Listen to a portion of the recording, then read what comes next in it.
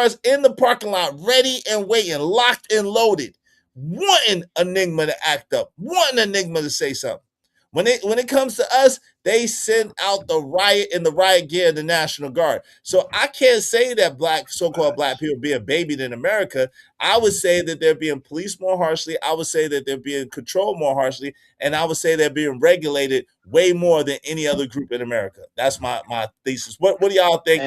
And is To the panel, and and then I'm gonna pass it back to John. Go ahead. my build upon what you just said real fast. Salute to the brother that's on the platform. I know John God is up here. He's a guest, and y'all my brothers, respectfully.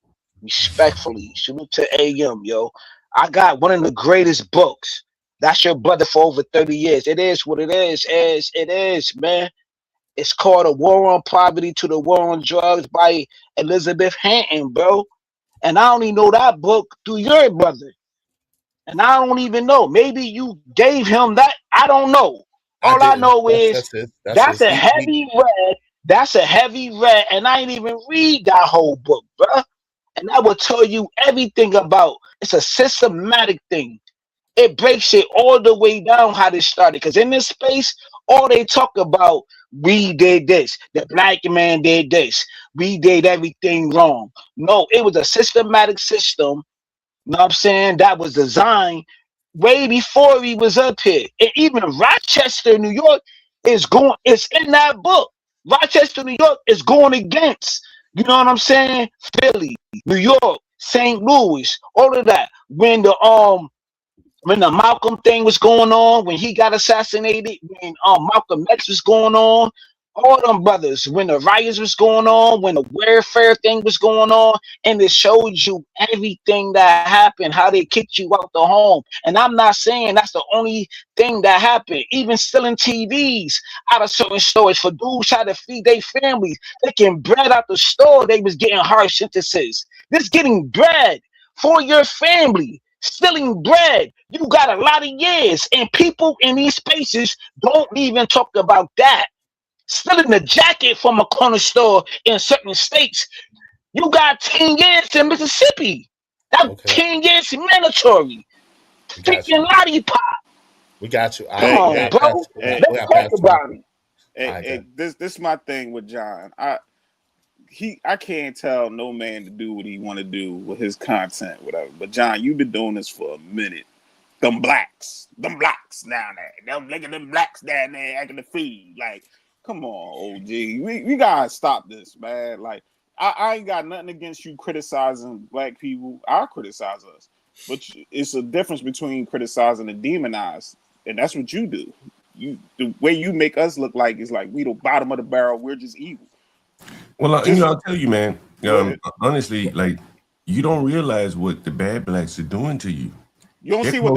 the white guys, the whites Hold is on, let me doing. finish. Right, let Go me ahead. finish. Go I ahead. mean, they're closing doors for you that you don't even know exist. Trust me on that. Um, and I've gone through this on my channel as clear as possible. The world is changing so fast, technology and stuff like that.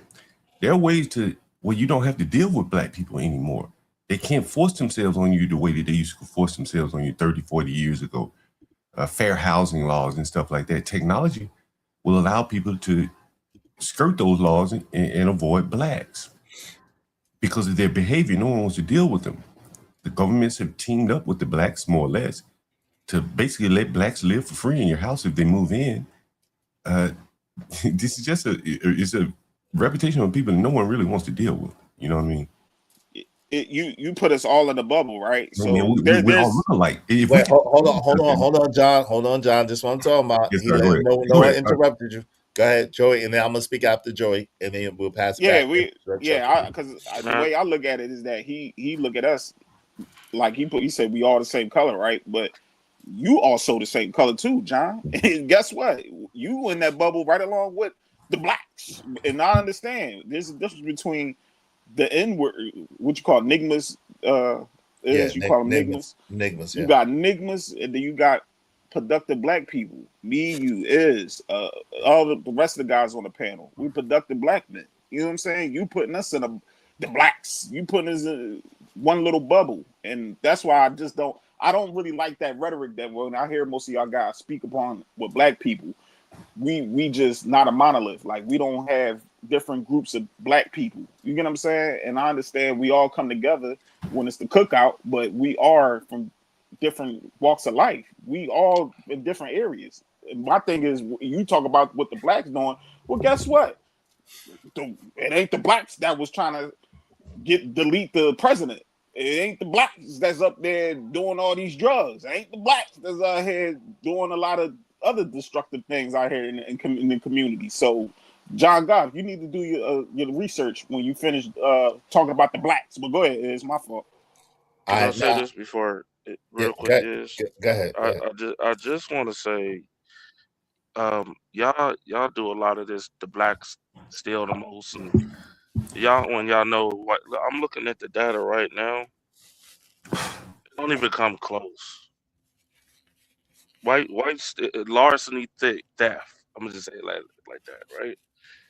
393,226 versus blacks. That's 178,900. The only thing of all of that we outdone whites is robbery. That's it. So this notion that y'all keep putting out here like the blacks do the most, that's a fallacy. That's bullshit. Y'all can miss us with that bullshit, man. Stop it, please. All right, my Let me bad. give me 1 second. I'm gonna let you get in, John. Give me 1 second. Oh, Let me Chuck read it. these real. Oh, okay. Hold on, kills. Hold on, brother. You heard me talking, right? Jay Lewis said Franklin Street, Chapel Hill, they burn ish down over their team losing. They damn sure do. Kill. I guess she says kills get a life and stop. Oh my God. Well, dad, come on, Team KC, stay on top. She said stay on the topic at hand. Damn. She said I'm still trying to find out about the other people. She said, come on. Jay Lewis said, it's not just one way. Whites mess up and act a fool too. When you live in neighborhoods with them, then you know. That's a fact. Make sure y'all support the show, Sports Street. I mean, help us reach our goal. Help us reach our goal today. If you want your comments highlighted red, do so through the super chat or through the cash app. We doing stats now. Math is hard. No, math ain't that hard. Bridget M said, I heard some of these people saying they want to bleach their skin. They hate blacks so much. So let me say this, John. Um, I just want to understand, why do you seem to enjoy? Okay, I won't read it. I won't read it out loud. Silverback said it's wild that y'all spread falsehood per capita. Listen, that's not falsehood. He read the stat, and then y'all want to add per capita to try to make it any less than what it is, right? He read the actual stat, but y'all want to try to add per capita to make it seem like black people are worse than any other people, and they're not. The truth is, all people in America commit crime, whether they're black, so called, whether they're brown, so called, yellow, so called, white, so called. All people in America commit crime. And there's all people of every race, so called, that are good people in America as well. That's just how there's law abiding citizens, and then there's non law abiding citizens of every single ethnicity and race. But I want to know from John, why does it seem like you get so much pleasure and you enjoy exposing the flaws rather than building solutions? Well, I think, I don't know if you term it getting pleasure, but I think the flaws are just so obvious that probably what pisses me off more than anything is the people that get up and lie or act like they don't see things. That really burns me, to be honest with you. Everybody knows there's some decent black people, but they're being, overshadowed by the bad ones. You can't make anything, you can't grow anything with the bad black people in the position they are. They're just destroying everything. That's probably what pissed me off more than anything.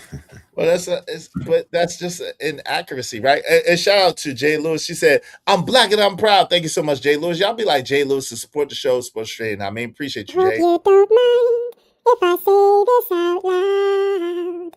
How wonderful life is, 'cause you're in the world. I love you. I love you. I love you. I love you. I love you.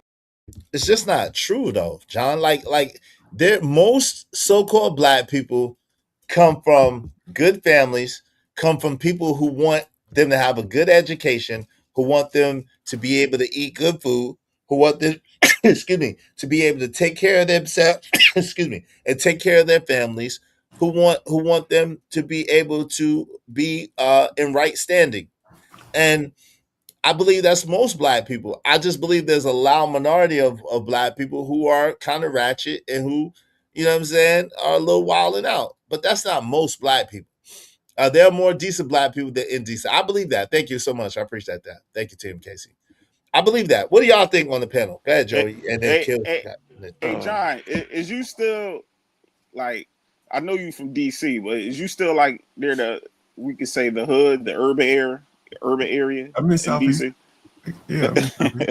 So you surrounded around the blacks, the Yeah, people that. black So people. you, Black people.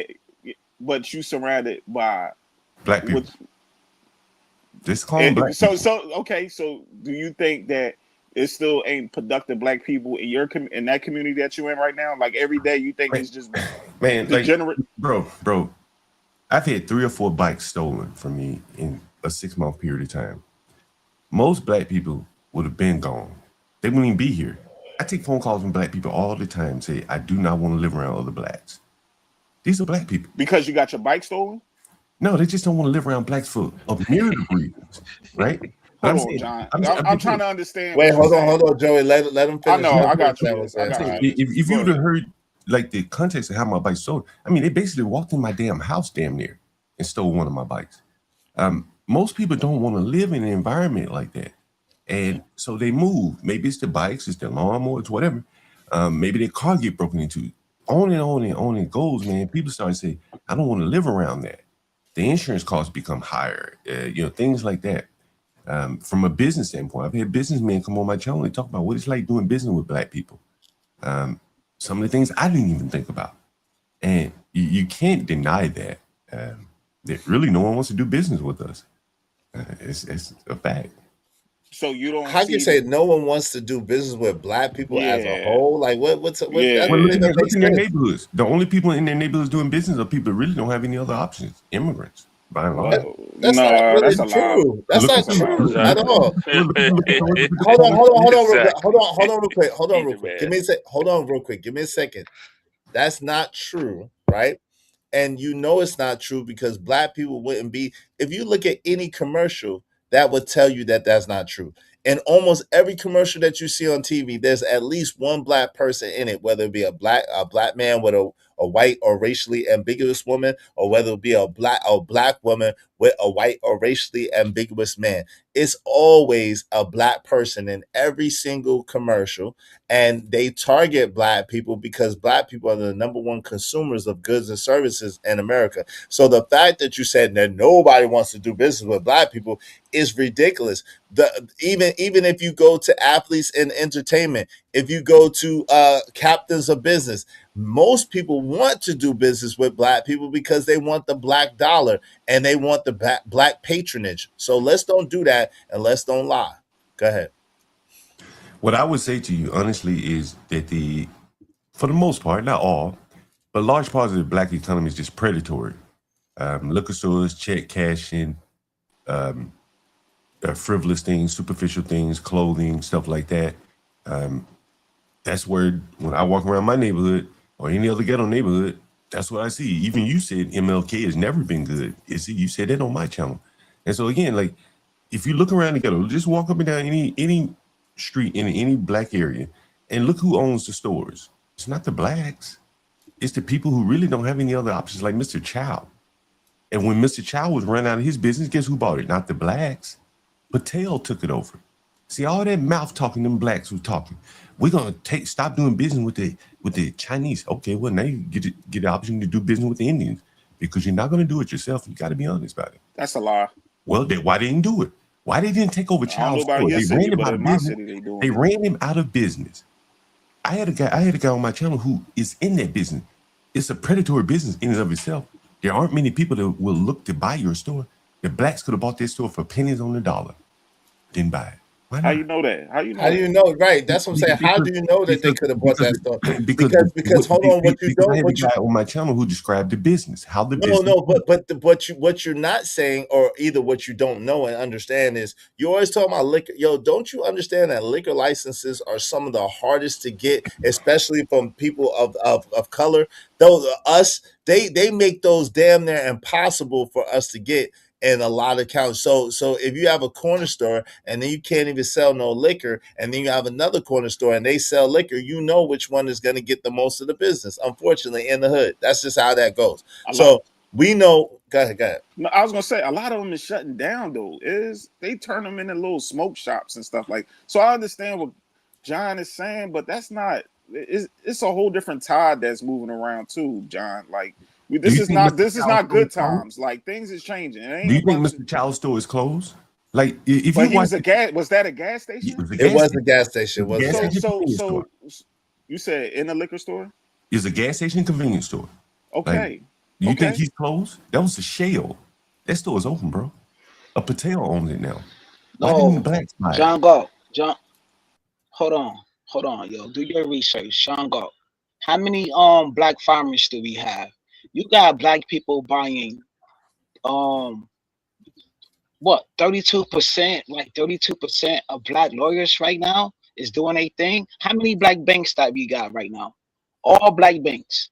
Google is your best friend, bro. There's black banks, black owned banks. You got black people is buying a whole town, bro. I don't really think that you are not equipped to have this conversation, because the most people that's even doing the raw, it's white women, bro. Right there where Joey at, right there in Philly, there's a place called Kingston or something. Maybe I'm saying it wrong. It's a place where you see Kensington. nothing but heroin addicts. Houston, all day. You could, and it's live all day. They got cameras right there, and all you see is white women, um, white men all day, hanging all day, looking crazy.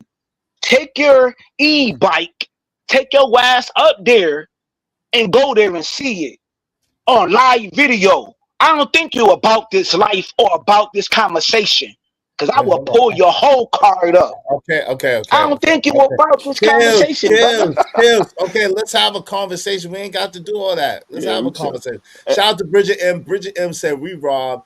They I already misappropriate did funds. all that. Is my Hold bad. on, hold on, hold on, bro. We rob, they misappropriate funds. Exactly, right? If they call it white collar crime when they do it, right?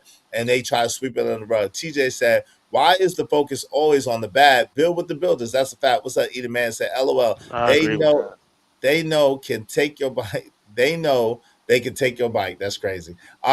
Angel Horn, Angie Horn said, salute, Izzy, salute to you, Angie. How you doing?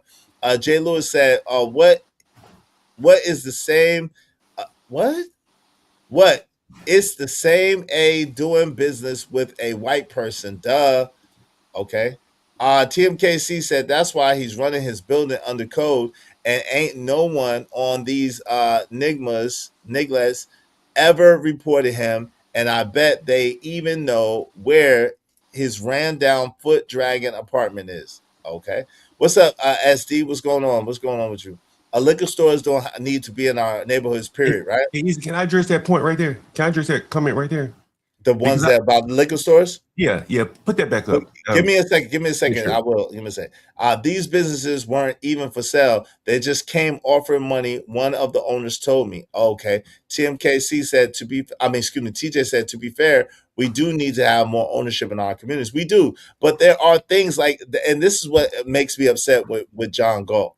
He doesn't try. He doesn't acknowledge that there are things put in place that actually block us from being able to have this ownership that we talk about. It's not just like talking about like just because you have the money, you could go over there and you could just get the property. No, it's not like that. They put you through all types of hurdles, hoops, and layers. Because if that was the case, John Gold, let me ask you a quick question before I put a comment up. Why didn't you purchase a store in the hood? Why have you never purchased a store in the hood? It's precisely the reason why I say a lot of my friends, have gone on and got some form of education. Some have done okay in the corporate world, some not so okay. So I wouldn't have any resources. I wouldn't have anyone that could work the store with me. And so if I were to buy it, I couldn't work it 24 hours a day by myself or 12 hours a day by myself. One of your ladies, you couldn't get one of your ladies to They're work the not going to store? come in together and work in no store. Fuck You ain't no. gonna have no Hell friends. no. Hell no. Okay. I need you to send me $5 for the F-bomb. My bad. I'm sorry, baby. But they No, no definitely not problem. going to, and they definitely not going to be able to tell their parents. You know, one of my ladies is a nurse. She's not going to go work in the ghetto and be like, tell her parents that she working in the ghetto liquor store, even if it's profitable. But on the flip side, the immigrants, they will do that. I have pictures in the liquor stores and corner stores in my neighborhood where it's pretty Ethiopian women working in there. They're behind Okay, but that's what I'm saying. But if you got the money to buy buildings to rent out, right? Then that means that you have the money to buy a store, and then you say you don't have nobody, but you don't have the woman, I huh? wouldn't be able to staff it, yeah, because again, like you can't. Those are the type of business that you really need like friends and families. It's a very cash heavy business. You know, it's kind of a dangerous business of some sort. So you kind of need someone that will that you can Hey, trust. TMKC said pay the $5 now. You gotta pay the $5 now, TMKC said. Otherwise, she gonna drop you. She's saying, all She right, will got drop shout me. out. Let me ask you a question. To I y'all. gotta look around and find my phone. Said no more talk. Pay it now. All right, John, you can come back up when you pay it. All right, come right back. Right back. When you pay it, you come right back. Go ahead. Shout out to Team KC. Thank you, sis. So here's my thing, right? I don't like when people tend to do this with this whole, well, why the black people ain't got no businesses and groceries. Like, and it just seems like we got to be like now on national TV for it to qualify, right? When a lot of the business I do with a lot of these with a lot of farmers are black. I'm literally at these farms. Like, do y'all know how many black farms there total in the U.S.? No, I'm not sure. It's close to 30,000. It's close to 30,000 farms, but they don't never talk about that. How many black farmers you got, Trucker? It's 102 black farmers. They just got $1 billion through with the government through that Oh, thing I they have, know. bro. It's like I know. 120, Hey, hold on, 120 kills. black farmers, roughly. Kills. My Trucker was bad. talking. Let Trucker No, finish. I no, apologize, but brother. I just had to no, add he on. good. I got it. Let him No, finish. he right though. But that's what I'm saying. Like, it's so many black businesses out there, but because they're not on national TV or local or like a Living Farm, I think it was a Living Fresh Market, like the place in Chicago, Illinois, which is like I think one of the biggest. It's like 70,000 stores, 70,000 something like that, right? Grocery stores, but it because it's not it's just like it's frustrating. But we be on the first announcements of all this agenda crap and you know what I'm saying, like all that bullshit that don't matter be the first be announced and celebrated. Y'all don't even know who make the damn wires for your vehicle. A lot of them businesses, even in the medical field, y'all don't know them businesses. A lot of them is owned by black people. Like I already expressed, like, Thank you, John. bro, one of the biggest medical people that own in the medical system is a black man. It's a black man, but nobody talks about this. But y'all keep running with this narrative that like black people ain't doing shit. Y'all, man, bro, this is crazy, bro. Hey, John, if I show you 10 thriving businesses here in Philadelphia, what would you say after that? That are black owned. Black owned is black owned. I'm saying that's great. You know, I'm not Grocery. I hating can on show it. you a groceries. I can show you what you call what you say liquor stores, or so called these distribution, restaurants. Shit, my dad he owns his own business. Like, if I show you all these, what you gonna be able to say after that? That's just you showing me a random sampling. I can show you some black businesses too. That's not the point, right? Okay. That's not the point. Okay. I'm not saying that there are no black businesses. That'd be stupid. Thriving. I'm a black business, right? Thriving I'm not saying that there aren't some that thriving. That would be stupid too. But I'm saying in general. But you're gonna point at the ones that that you feel like we should be able to take Nah, over. let him No, make his point. What's what up, I'm saying LA? is when I go around, in my neighborhood, and there are a lot of neighborhoods like this, and ain't just mine. There are just plenty of just idle young black men, under the age of, I would say, 50, under the age of 50 to all the way down to maybe like 12. They're just hanging out doing nothing. They got physical ability, they're standing up, but they were not willing to work. And that's what I'm saying. Like, that's the undergird, like the foundation of what everybody else can do. Because if you can't make hay out of all these idle young men, then you got to go somewhere else. And the Hispanic men, like, they're not just hanging out around idle. Some of them are, clearly, but they're hustling, they're working. They're not comparing themselves to white people. I mean, I think black people shouldn't stop even talking about white people. And just, if you want to compare yourself to Hispanics. That's probably a closer comparison as opposed to white people. White people are so much farther ahead of us, and we should really be comparing ourselves to the But next closest that's not even person. true. But that's Man, not even come true. Now, on. hold on, real quick. That's not even really true. Even with the disparity of income, even with the disparity of income, even with the disparity of family homes, whatever the case may be, black men earn only 0.5% less than white men. So we really are like almost neck and neck. Now where it does come and it does have an effect is that a lot more of them are married and have double incomes than we have. So their net worth is higher. They get better quality loans in a lot of cases, and they get better quality homes because of whatever. So that adds to their net worth because for some strange reason people put a house on as a positive on your income statement. But that's neither here nor there. But this is the thing that we're not so far behind with this. That's not true. We're not so far behind because American culture. But what I wanted to ask you, John, shout out to either man. What I wanted to ask you is, you're saying that a lot of black men, you don't see a lot of black men going to work in your neighborhood, in your area. There's not a lot of black men that are working here or working there or going here or going there to work. You don't see that at all. No, what I'm saying is that it's, you can't unsee the number of men that are just No, doing no, no, nothing. but I got you. Sure, We people go heard to you. work. So, are But there a look, lot of black men? Hold on, real quick, now. Come on, now.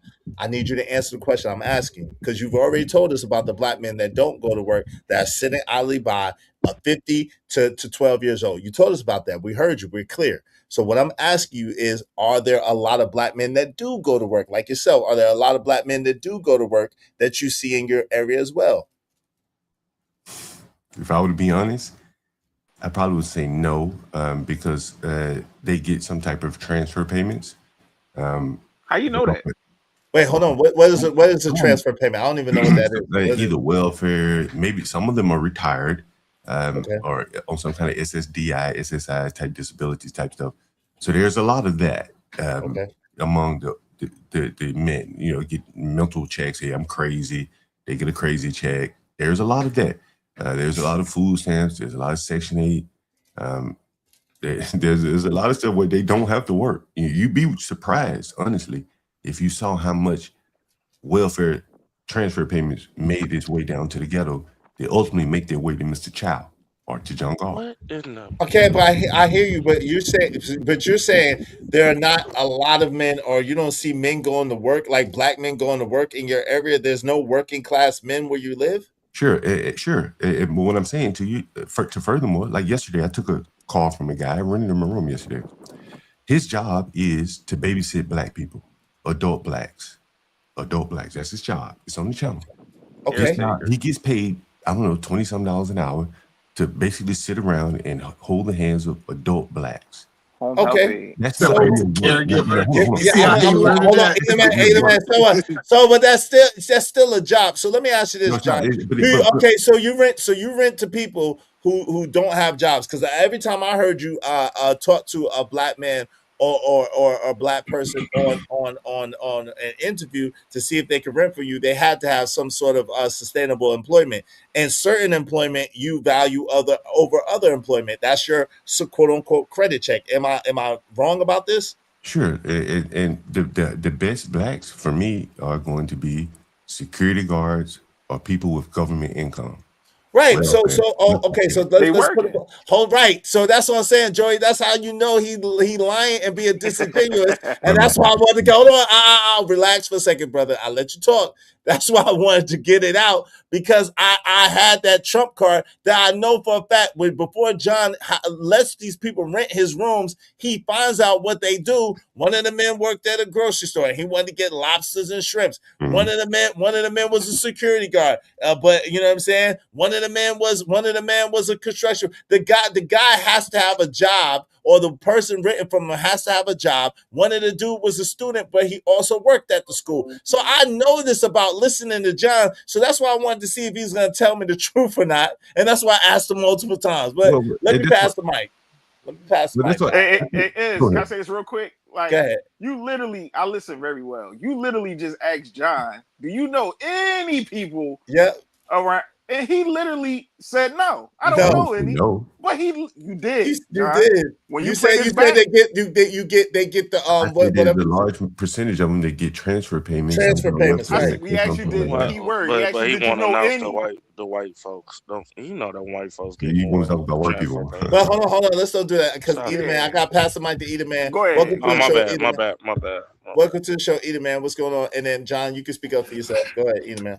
Yeah, I just think if we understand that in the black community, I think the unemployment rate is 6%. Maybe he only lived by the 6% and not the 94%. That's real talk. And then I also one thing is I remember when I was in college, they put this thing on the paper. It was a white piece of paper and they had one black dot. And they asked him a question in this class. They said, "What do you see?" Everybody saw the black dot. Everybody focused on that. When 99% of that paper was white, but people focused on the one black dot. I think John is a victim of this. That he only can focus on the negative inside the black community. I get what he's saying. I'm pretty sure if one of my nephews saw his bike, they said John ain't gonna do nothing, they would take it too. So I get that sometimes you just got that sucker on your forehead that somebody could take something from you and be okay. John will pop one of them dudes. Don't he won't. He ain't gonna pop. Yes, he will. John will pop one of them dudes. Don't let John is the type of Negro. He ain't three bikes, no shootings. Hold on. I didn't say the S word. I said pop. Listen what I'm saying. John is absolutely one of them type of dudes that will pop one of them kids to make a point. Like, no, he's not. Yes, he is. Like, see, Izzy, like, if you don't understand just by this little back and forth, the black problem, Eater Man is basically belittling me and calling me a punk because I'm a victim of black crime. Who wants to live around people who normalize crime? You ain't moved. Listen, John. Because it's profitable. You do because it's profitable. John.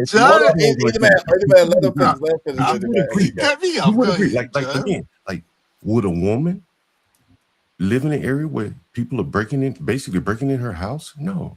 Right? Now, here's the other thing that I didn't mention. Is also mentioned on my channel. I have an Arab tenant, and he go real hard. And when they stole his bike, he had GPS on that bike, and he was willing to, do whatever he had to do to get his bike back. And he went back and tracked his bike, went up to them blacks' house, and took it. See, I don't want to do that because I don't want to get in any trouble. I just go buy another bike. But someone like him, he go real hard. He ain't from America. He don't tolerate that thieving, stealing behavior of you blacks. Not you blacks. Right, and so this is what I'm saying. Like, you blacks are now running into people that are in this country now. You blacks, let him finish. Is he? Let him talk about it. See, the man is saying, yeah, John a punk. Okay, well, running to the wrong person, stealing from him, and then that's why we have so many murders in the black community because blacks steal. Just like you did, right? And then when they get to stealing, some people don't want their things stolen. They fight back. Right, so John, hold on, wait, Joey, because he cut me off. Go ahead. Let me let Eater Man go. Go ahead, Eater Man. But this is what I call being a prisoner of the hood. It's funny that I never hear John talks about the black suburban neighborhoods. I promise you, we can ride through black suburban neighborhoods, and I go yard after yard after yard with bikes and laying out there. Since he chooses to be able to live with the lowest levels of black people, he said, "Hey, let's act like this is all of them. Let's act like." See, the question that I ask myself is, why didn't you move to a suburban black neighborhood? Why are you so comfortable as a black man to be around? Hold on. Can I Let him once I finish. Let him finish. finish? Let him finish Oh, the question. you First. just gonna go on. You got Hold the on. point. Come on, Nigga, you John. I go on let for 2 you go. hours and I now let you you go. back. Hold on, either man. Hold on. Go ahead. Either man finish, and then John, you can answer it, and then I got Pastor Joey and Trucker. Yeah, go ahead. Either man finish your So, question. like I was saying, we got to understand that it's classes of black people, classes of white people, and you got to ask your question: why do he feel like he only can stay with the lower class black people? Like, what's in his psyche that I really believe he want to be around black people that he feel that he's better than? So let me ask the question, John: You just why one haven't monologue. you? I thought Why you had have? another question. Now you No, got another. it's the same question. Okay, so why Why you have? repeating it then? If it's the same question, you don't need to repeat it. Wait, hold on. Let him Okay, go ahead. clarify. You gonna repeat the question? Okay, How many times you gonna repeat it? okay. Go ahead, John. Go ahead. Answer the Answer the question. question. You've Answer the already question. asked I you. guess I offended. Okay. I guess I offended John. Go ahead. When I first moved here, He's I not. moved, He told no. I moved into the richest black county in America. When I first moved here. PG County. Yeah. Uh-huh. It's no longer the richest black county because people like me moved the hell out of there because it was violent. It was crime ridden. An old lady got beat up and broke her arm in my apartment complex. And I didn't even know. I was like, damn, it's black and it's rich, it's affluent. I wanted to live there. But it was all fake. And this is what led me on my, it was just nothing really but government workers. They didn't own any businesses there. The carryouts were still Chinese. It's just like a black ghetto with high-paid government workers. So I've lived there. I've done it. And I saw how fake it is. Like in Prince George's County, probably is more affluent. It's still probably more affluent than any of your black counties where you live. You probably don't live in a county as affluent as PG County. And it was fake. It was all fake. Right? DJ Hemp owns property in PG County. He'll tell you. It's PG County right outside my back door. I just go out my back door. I'll be there in PG County in 5 minutes. And so, like, show me the great black counties that you speak of. Okay, so why did you move to the hood though? In other words, why? So and that is the thing, right? I haven't always lived there. I live here primarily because I operate. Why did you move to the hood? Well, I've never had a problem living in the hood, but the thing is, I operate my business over here. It's pretty, and I don't have a problem being in the hood. You don't have no problem living in the hood, but you complain about it. It's easy for me to handle my business over here. But the thing is, what you guys are all advocating is for me to leave the hood. No, we're not necessarily. But the man just said, he said, why don't you go live in the suburbs? But around black, hold on real quick. But there's black. Hold on real quick. Hold on real quick. There's black suburbs. You just named one, but there's black suburbs. I told you where I live. You didn't want to believe me, but there's black suburbs where people that make decent money, that have nice homes, that own their homes, that take care of their homes, and take pride in their family area. There are lots of those all around the countries. He ain't talking about Bowie and Mitchellville and you know what I'm saying? The Bowie Marlboro. Come on, Mitchellville ghetto is hell. Bro. Bro. In your eyes, let Trucker finish. John, go. No, I'm just saying, like, it's plenty. Again, like I said, because I'll be out there too in the DC area, and bro, it's plenty. You got Columbia, you got Columbian Heights, bro. Come on, man. Columbia what? What'd you say? Columbia what? Columbia Heights. That's more Mexican and Hispanic and white than blacks. That's in the inner city. That's not a suburb. Columbia Heights is in the city. Cool. What are you talking have about? area?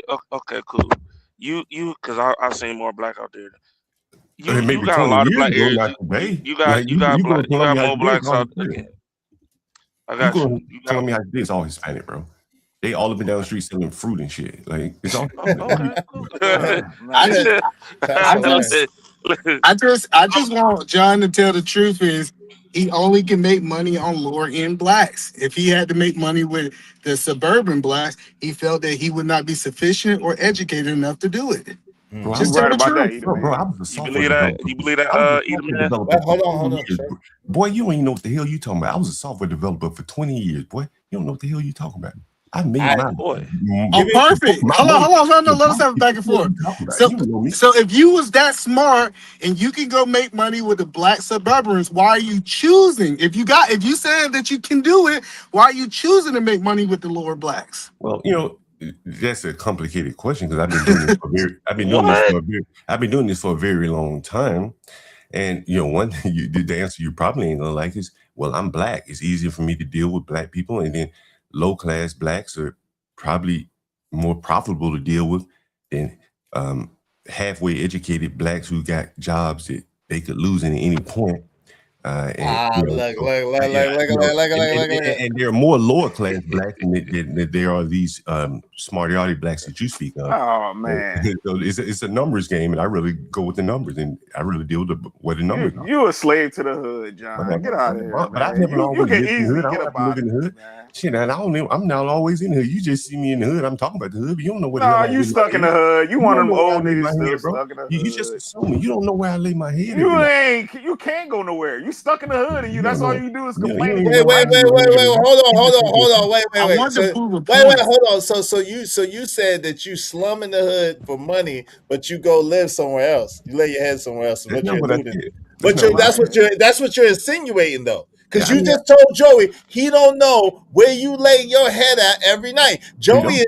Joey is saying that you basically live where you're saying that you live at. But by your assertion, if one has deductive reasoning, one could articulate and come to a rational conclusion that you slum in the hood to get your money, but then you live outside the hood because you even said your ladies would not never You don't live. They don't dare. live around They me. wouldn't dare. Mm-mm. I know they wouldn't Mm-mm. dare work in a corner grocery store Or because live that's around beneath. blacks. They Right, wouldn't right, live because around blacks.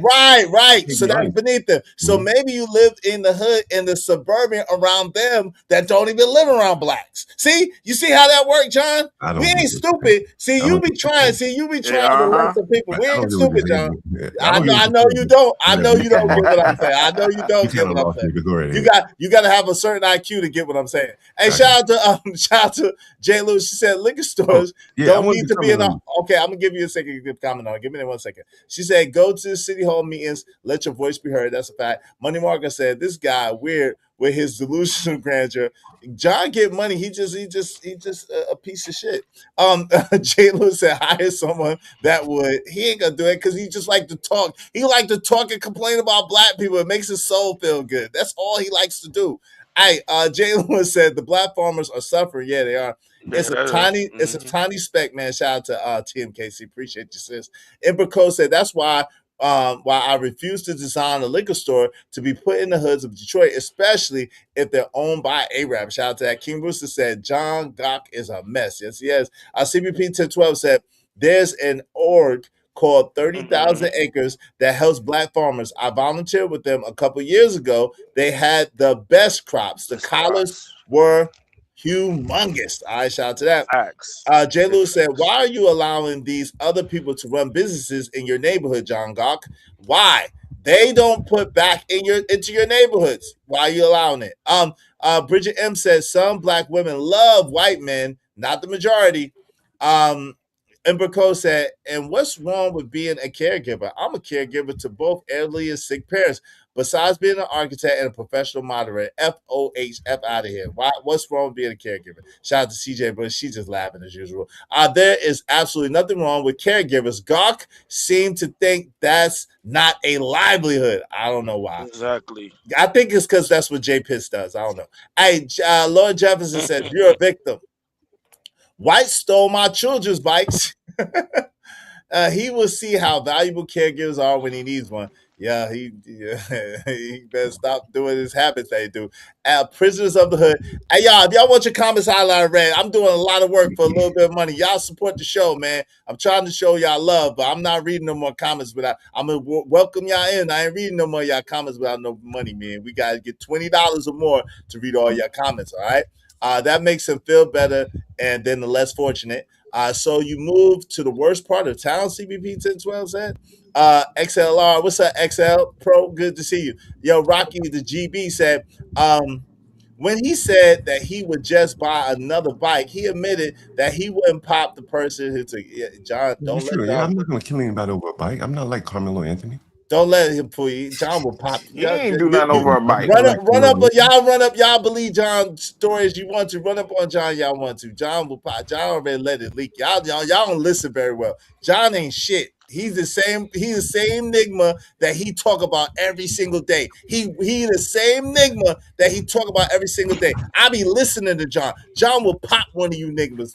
Run up on him, y'all want to. He ain't popping. But I'm He just saying, popping. Hold on, either man. I'm not finished. There's nothing worse than a scary Nigma, man. I'm trying to tell y'all let the smooth taste fool you. You want to? No, but he's Lord super Jefferson, scary though. yeah, he's super scary. He'll pop the shit out one of y'all. Y'all run up on him wrong. He gonna pop himself. He ain't gonna pop all right, y'all keep playing. Hey, keep sleeping on people. Hey, even if you are the richest man in the hood, you still in the hood, Lord Jefferson said. It's easy for him to step on black people in the hood. Yeah, Money Market said Clinton, Maryland is another one, and Facts. Andrew Brown, McCain World. What's up? I don't know how to say it. LOL. Shout out to you, Andrew Brown. All right, go ahead. Either man did, Joey did, Trucker Yell, then we'll open it back. Yeah, I'm going to respond to the liquor store comment. Oh yeah, okay, yeah. So I've heard blacks say this quite a bit. They'd be like, "We don't need liquor stores in our community." Yeah, I agree. It would be better if no blacks drink anything. But in reality, what we're saying today, black people do drink, and they got to go buy it from someone. And probably 90% of their liquor store receipts are spent with foreigners. You got to tilt that number kind of in your direction until you get the people off the alcohol.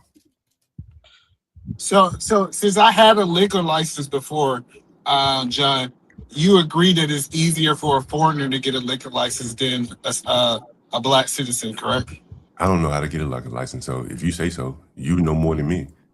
Yeah, like we say these things, like I seen, like, especially like open up a club, how people spend 30, 40, $50,000 and they wait and eventually they run out of money. And I see a foreigner come in with a gas station and get their liquor license in 3-4 weeks. Like, I'm like, so you gotta understand it is a level of injustice. Well, no, you just made two different examples. Is it probably a lot different and difficult to get a club license than it is a gas station selling beer license? No, those are two different things. No, it's the same process. It's actually harder. It's actually harder to get a store license than it is to get a sip and serve license, which is. But I mean, like, if you open up a big club where there's liability, people can get hurt and stuff like that, this city's gonna pour through what you're doing more so than if you taking over an already existing liquor store. If a liquor store comes for sale, anybody can buy it, and I'm assuming you assume that anybody can't get the license. You got the money. I want to be clear. Hold on, John, let me ask the question. You believe that a black person can walk up into these businesses and just buy it from them? Like, I mean, they go on business is sold, so someone buying it. What are you trying to say? I'm saying it's discrimination in who they sell to. Okay, so bingo. I'm not arguing. Thank you for saying that, but what you're saying is, again, there's nothing stopping someone else from opening up another store. And if it is, then I guess the blacks. Well, hold on. Let me help you understand my experience. The Chinese man. Hold on. Listen. The Chinese man was selling a corner store 10 minutes away from my house. Me and my business partners, we offered $20,000 more than the other Chinese man. Guess who he sold it to?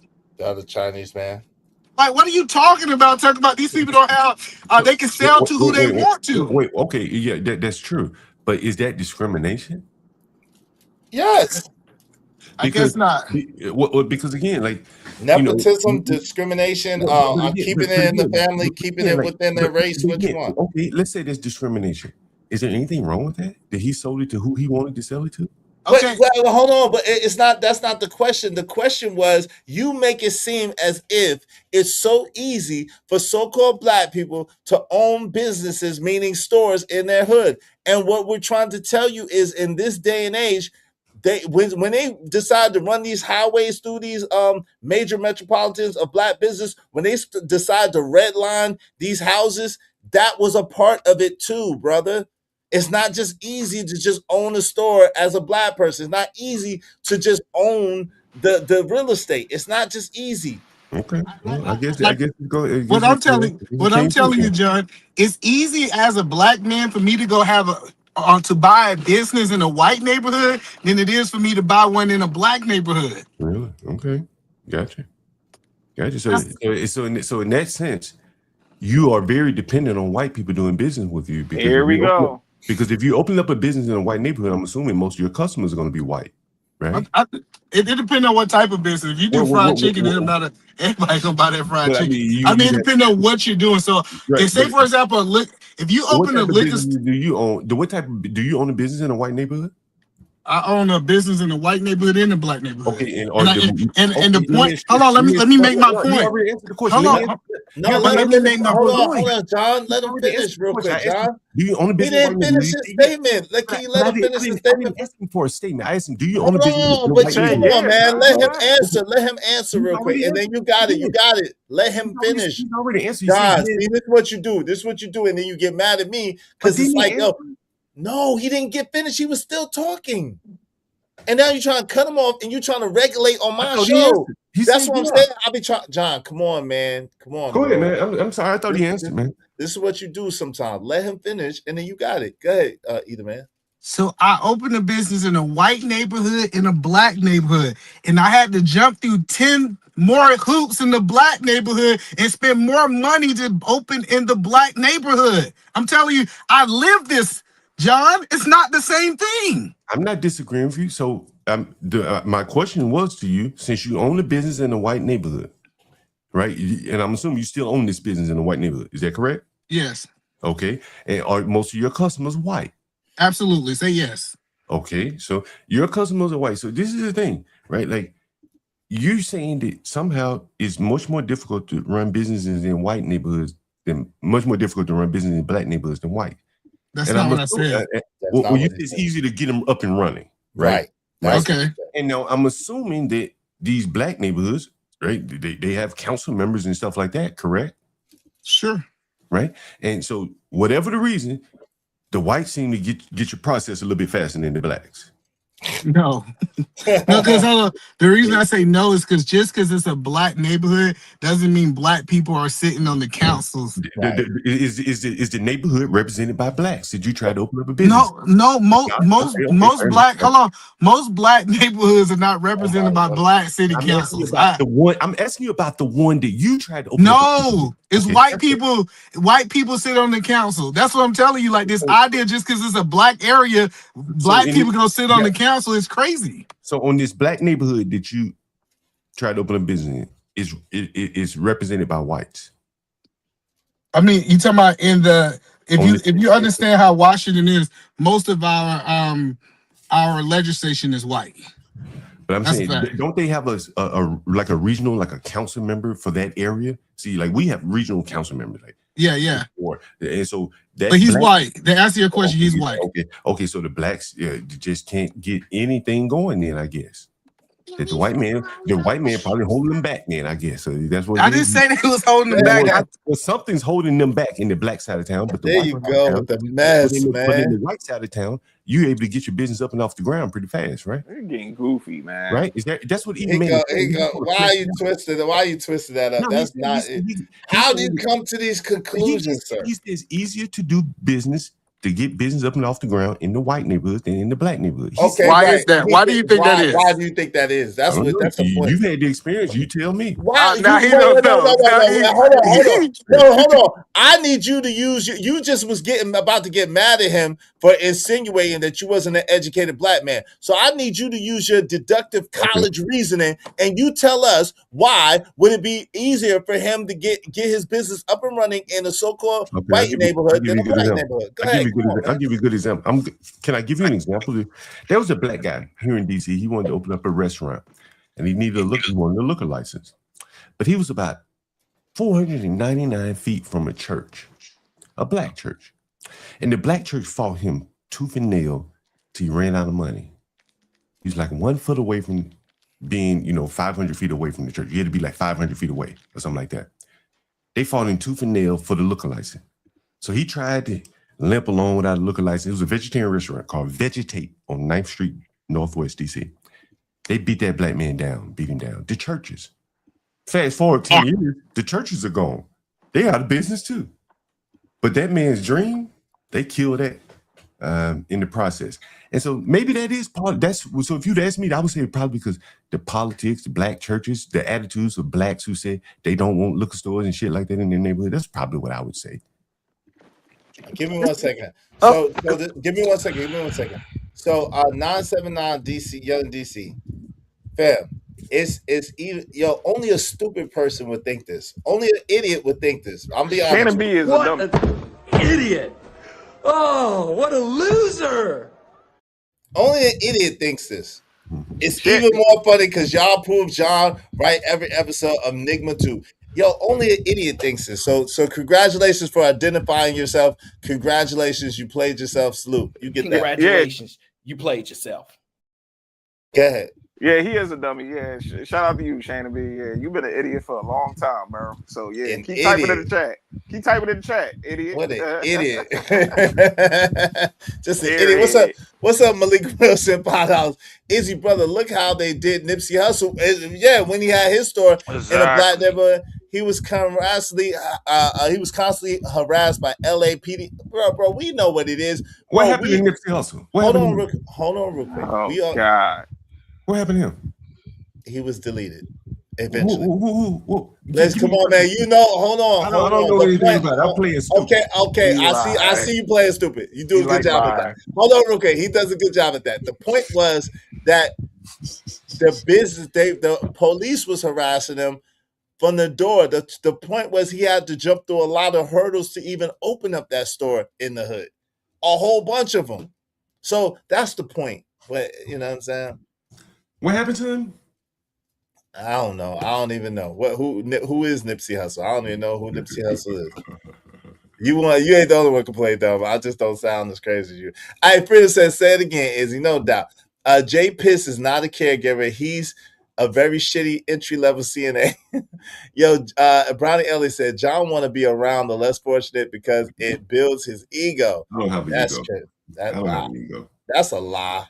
When either man just challenged your intelligence and your credentials, you was about to go crazy. You should see yourself. That's a lie for the picture down that you're having. I'm telling you that. And so I just listen. I'm not knocking John for making money where he can make money at, right? Because I understand that, right?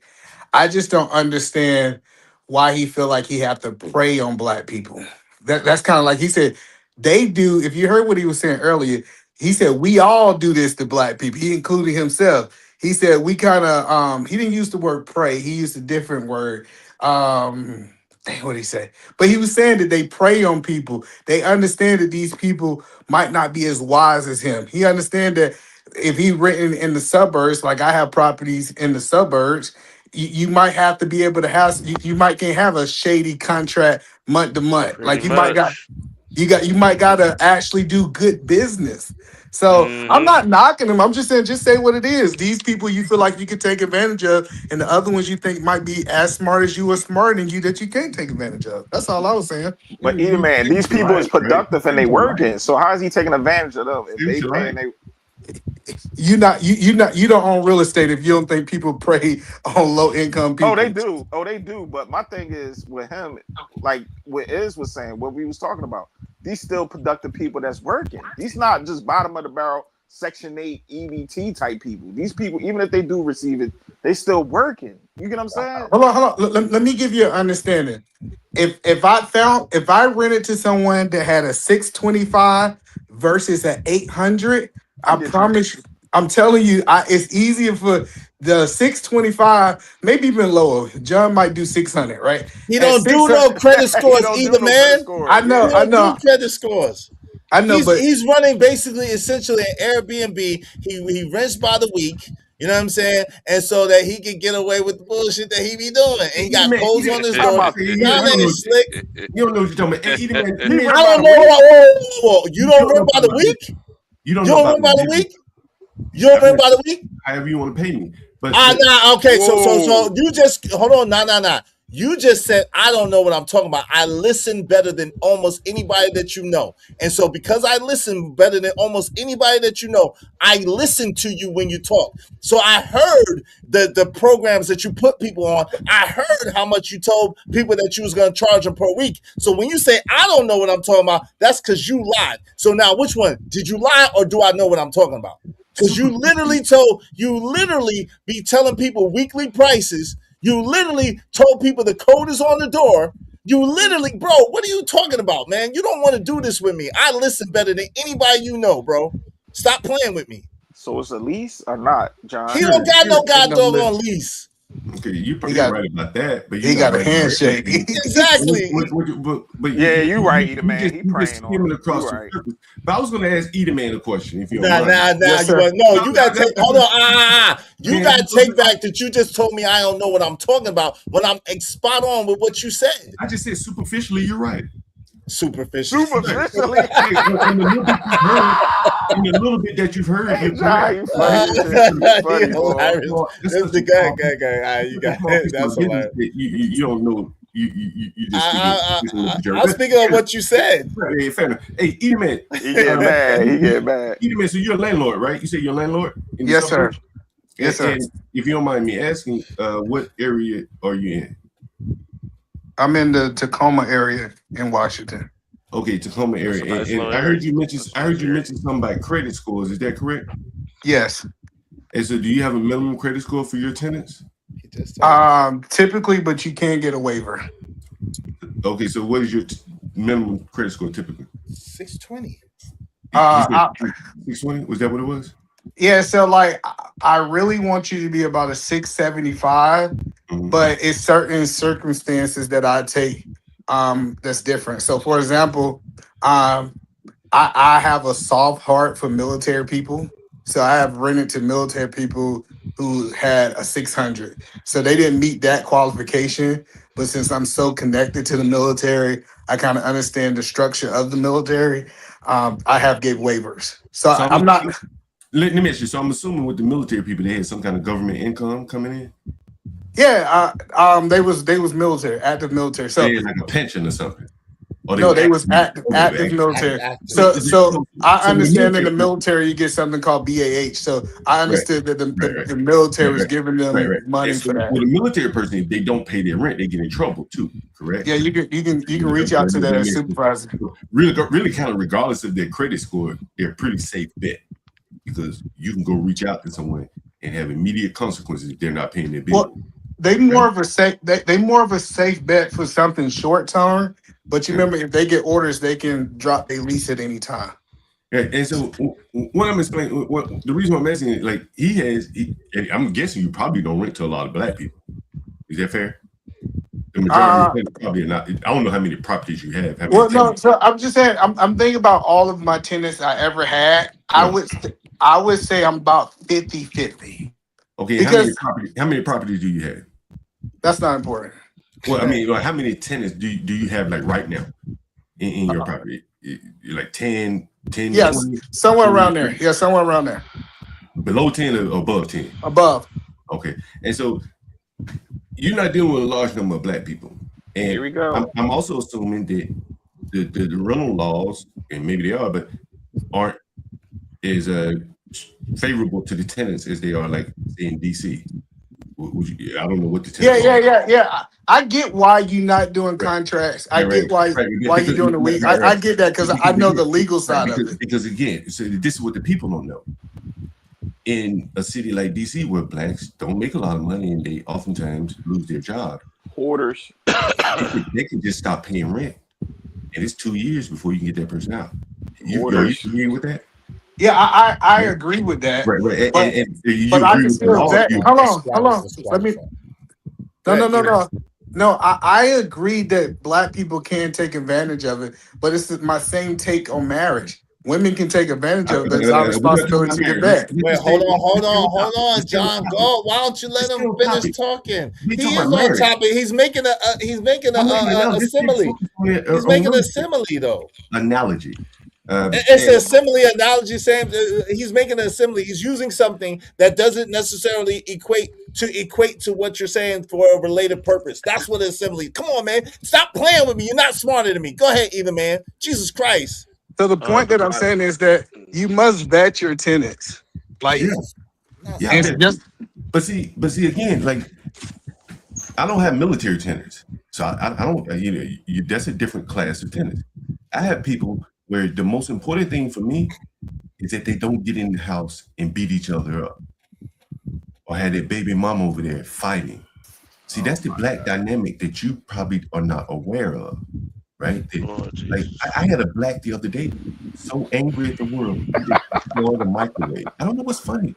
He literally destroyed the microwave, and then he stopped up the tub. You love this stuff, John. Right. So white people don't do this. But what I'm saying is, either man is speaking from Tacoma, Washington, where it's not majority black, military tenants and stuff like that. Whereas I'm dealing with regular black people. And so either man chose not to deal with that. What I'm trying to explain to you, either man, is like the same crime and violence you see in the street. Oh God! It starts in their home. This guy broke a man's microwave, committed assault on an elderly person. He assaulted one of my other tenants, an elderly man. Like, this is what you see out in the street. This is the Carmelo Anthony behavior. You don't do background checks. Wait, hold on, either man. Wait, either man. So you telling either man that he can't correlate it to marriage, but you gonna correlate your tenants to Carmelo Anthony? When they're violent in the home, when they're violent in the home, they're gonna be violent in the street. Oh, come on, bro. Did your tenants delete anybody in your house? Come on, man. If you, I got you, John. So, John, you don't do background checks. He don't. But what? Most of these blacks exactly. Hello, see, listen. Imagine. Hello, let me imagine. Hello, imagine is you meet a woman and you say, I ain't gonna find out her history.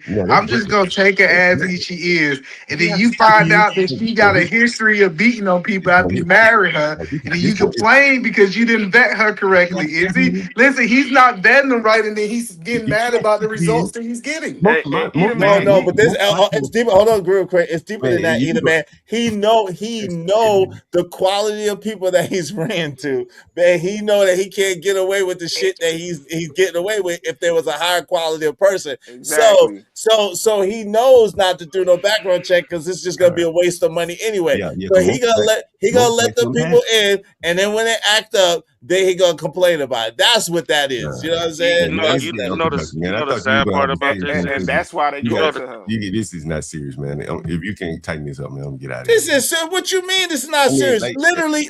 Hold on.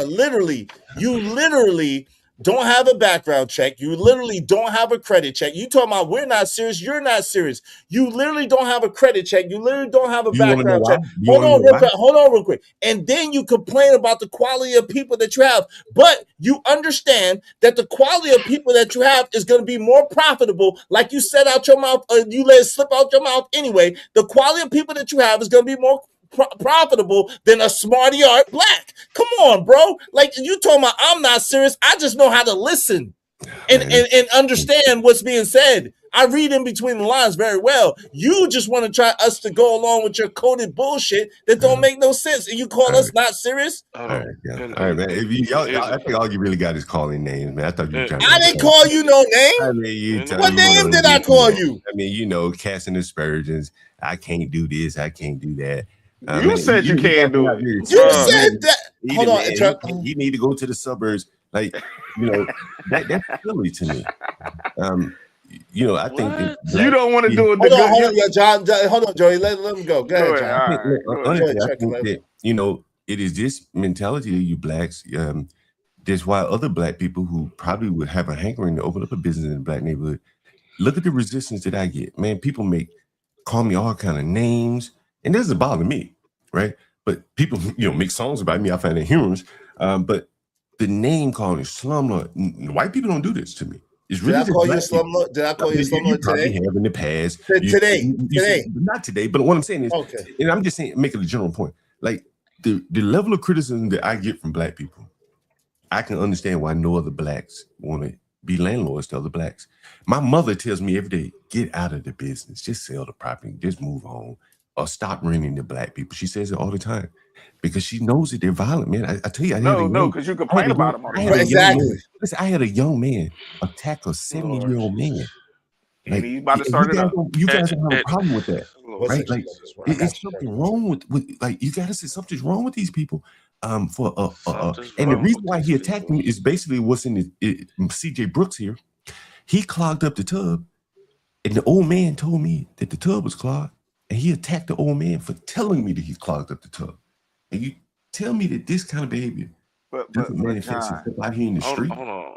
go ahead, Hold on. Trucker. Go ahead. So you know the sad part about this is because I just looked it up, right? You know the black medium income in DC is between 65 to 82,000 versus Tacoma where it's far less, but they pay more. You know I what? mean, but You know what else is interesting?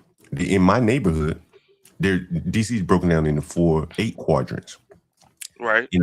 In the quadrant that I'm in, the income is less than half of the income of the white areas. Think about that. Less than Okay, half. cool. So We're talking about under 50,000 where I live, and across the river, you're talking about 120,000. But, Like, okay, that's but, the difference but in black and white. okay, but Hold this up. is hold on real quick, Trent. This is the point though.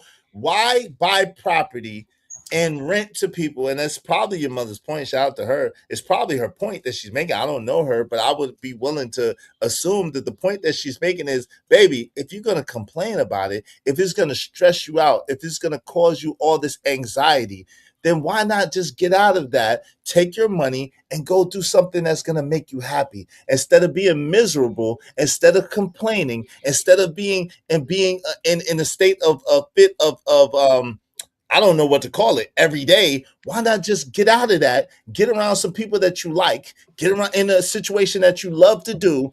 And as a mother, she's probably concerned about you overall and wants you to be healthy and wants you to have a good quality life. You know what she's really concerned It's like about? he living in misery. You know what she's really concerned about? What really worries her? Your safety.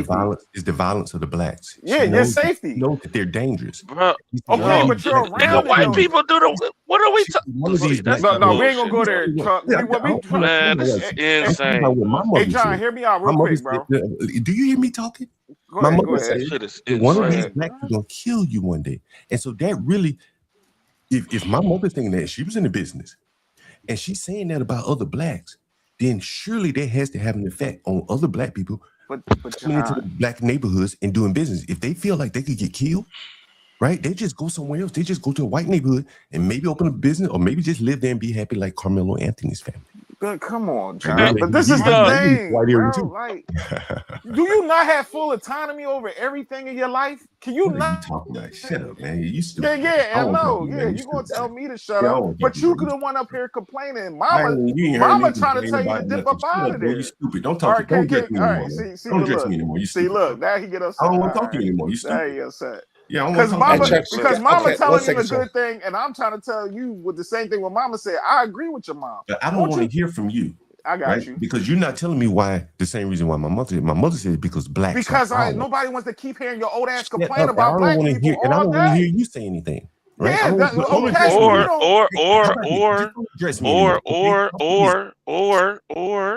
or maybe your mama instilled fear in you from day one. Maybe. I don't want to talk to you anymore. Listen. So you talk easy. Hold on.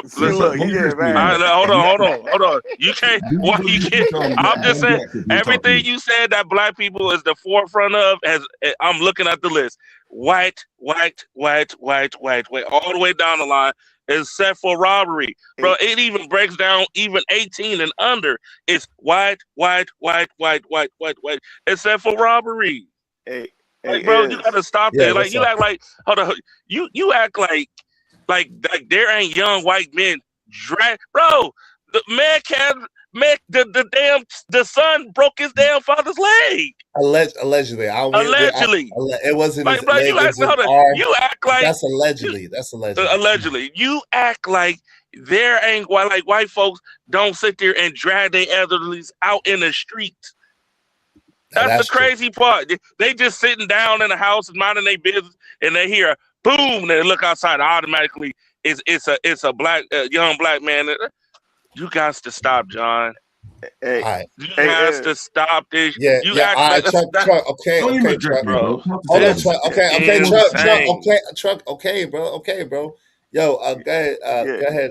yeah. I'm about to dip. Is my All thing right, Joe. is like, hey, bro, do you not hear the contradiction even from him? Because he's the same guy that criticized black people for acting this way, and we're trying to help him to get away from that. And look how he's acting. He's acting like the blacks. You acting hard Let me headed. ask you this You question. acting like no, don't address me, old nigga. Don't address Okay, me. you're right. I No, won't shut your talk to you. mouth. Yeah, don't Keep address out me. the You're I way. not do making a want good to, point. after he finish, I want to finish our Yeah, conversation, John. Hold yeah.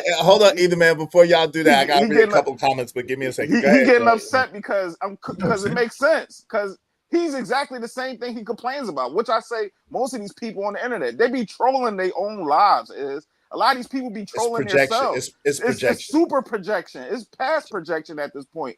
You lotters, yo, guess what, John? You're one of the blacks. Look in that mirror. That man in the mirror. Look at that man in the mirror. You are one of them. You probably got some stuff going on with you. You probably stole some bikes. You probably be out there acting a fool and be doing the Oh, degenerate stuff right along with them. But you come on here and act like you probably don't. You do. Look how you don't even have a lease. You is like you doing a half.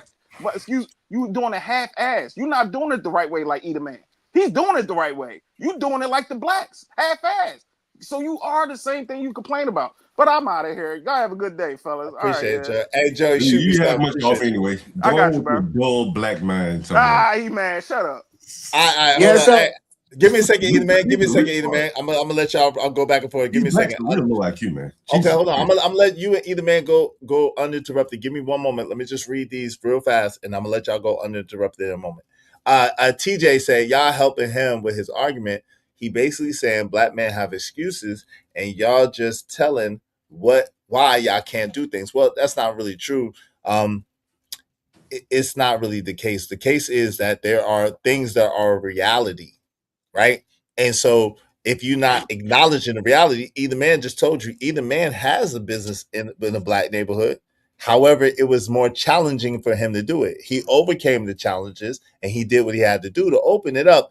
But the reality is it's not as easy. And so because it's not as easy and because they make the entry harder, then sometimes that weeds a lot of people out. That's the point. But we got you. Scorch Earth, what's up, Scorch Earth? Said Nipsey Hussle had the whole corner and then people didn't want him to take over the block because that was his next move. Shout out to that. CJ Book said he has halfway houses. It sounds like that's hilarious. Halfway houses, hilarious. Shout out to Mo Love. Who done made me is mad? Nobody. I'm not mad, Mo Love. Good to see you, Mo. She said he tries to make it appear as if all are that way. It's tied, John, respectfully. Yeah, we're all not the same way. She We're should all have not shut like her that. mouth. Like, she's stupid. Too. Hey, Ronnie said no, we're not gonna let you she's do a that. smart Shut up, black Ronnie. woman. Don't Please do don't that. talk to me like Like, that. chill out. don't do that. Ronnie Don't do says that. miserable. Don't do Hold that. on, trucker. Hold on. I got it. Trucker.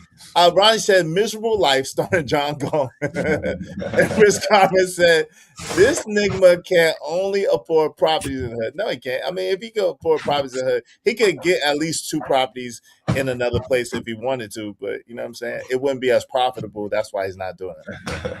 Yeah. She said you're the ignorant one, Well, John. come up Don't here talk about and Mo like disprove that. me, Mo Love. Come up here and disprove me. I'm not, but listen, but I'm not gonna let you disrespect Mo You Love. You scream. already know that. So Listen, I'm screaming. I just want to understand, John, why you don't think it's black people working in the bank?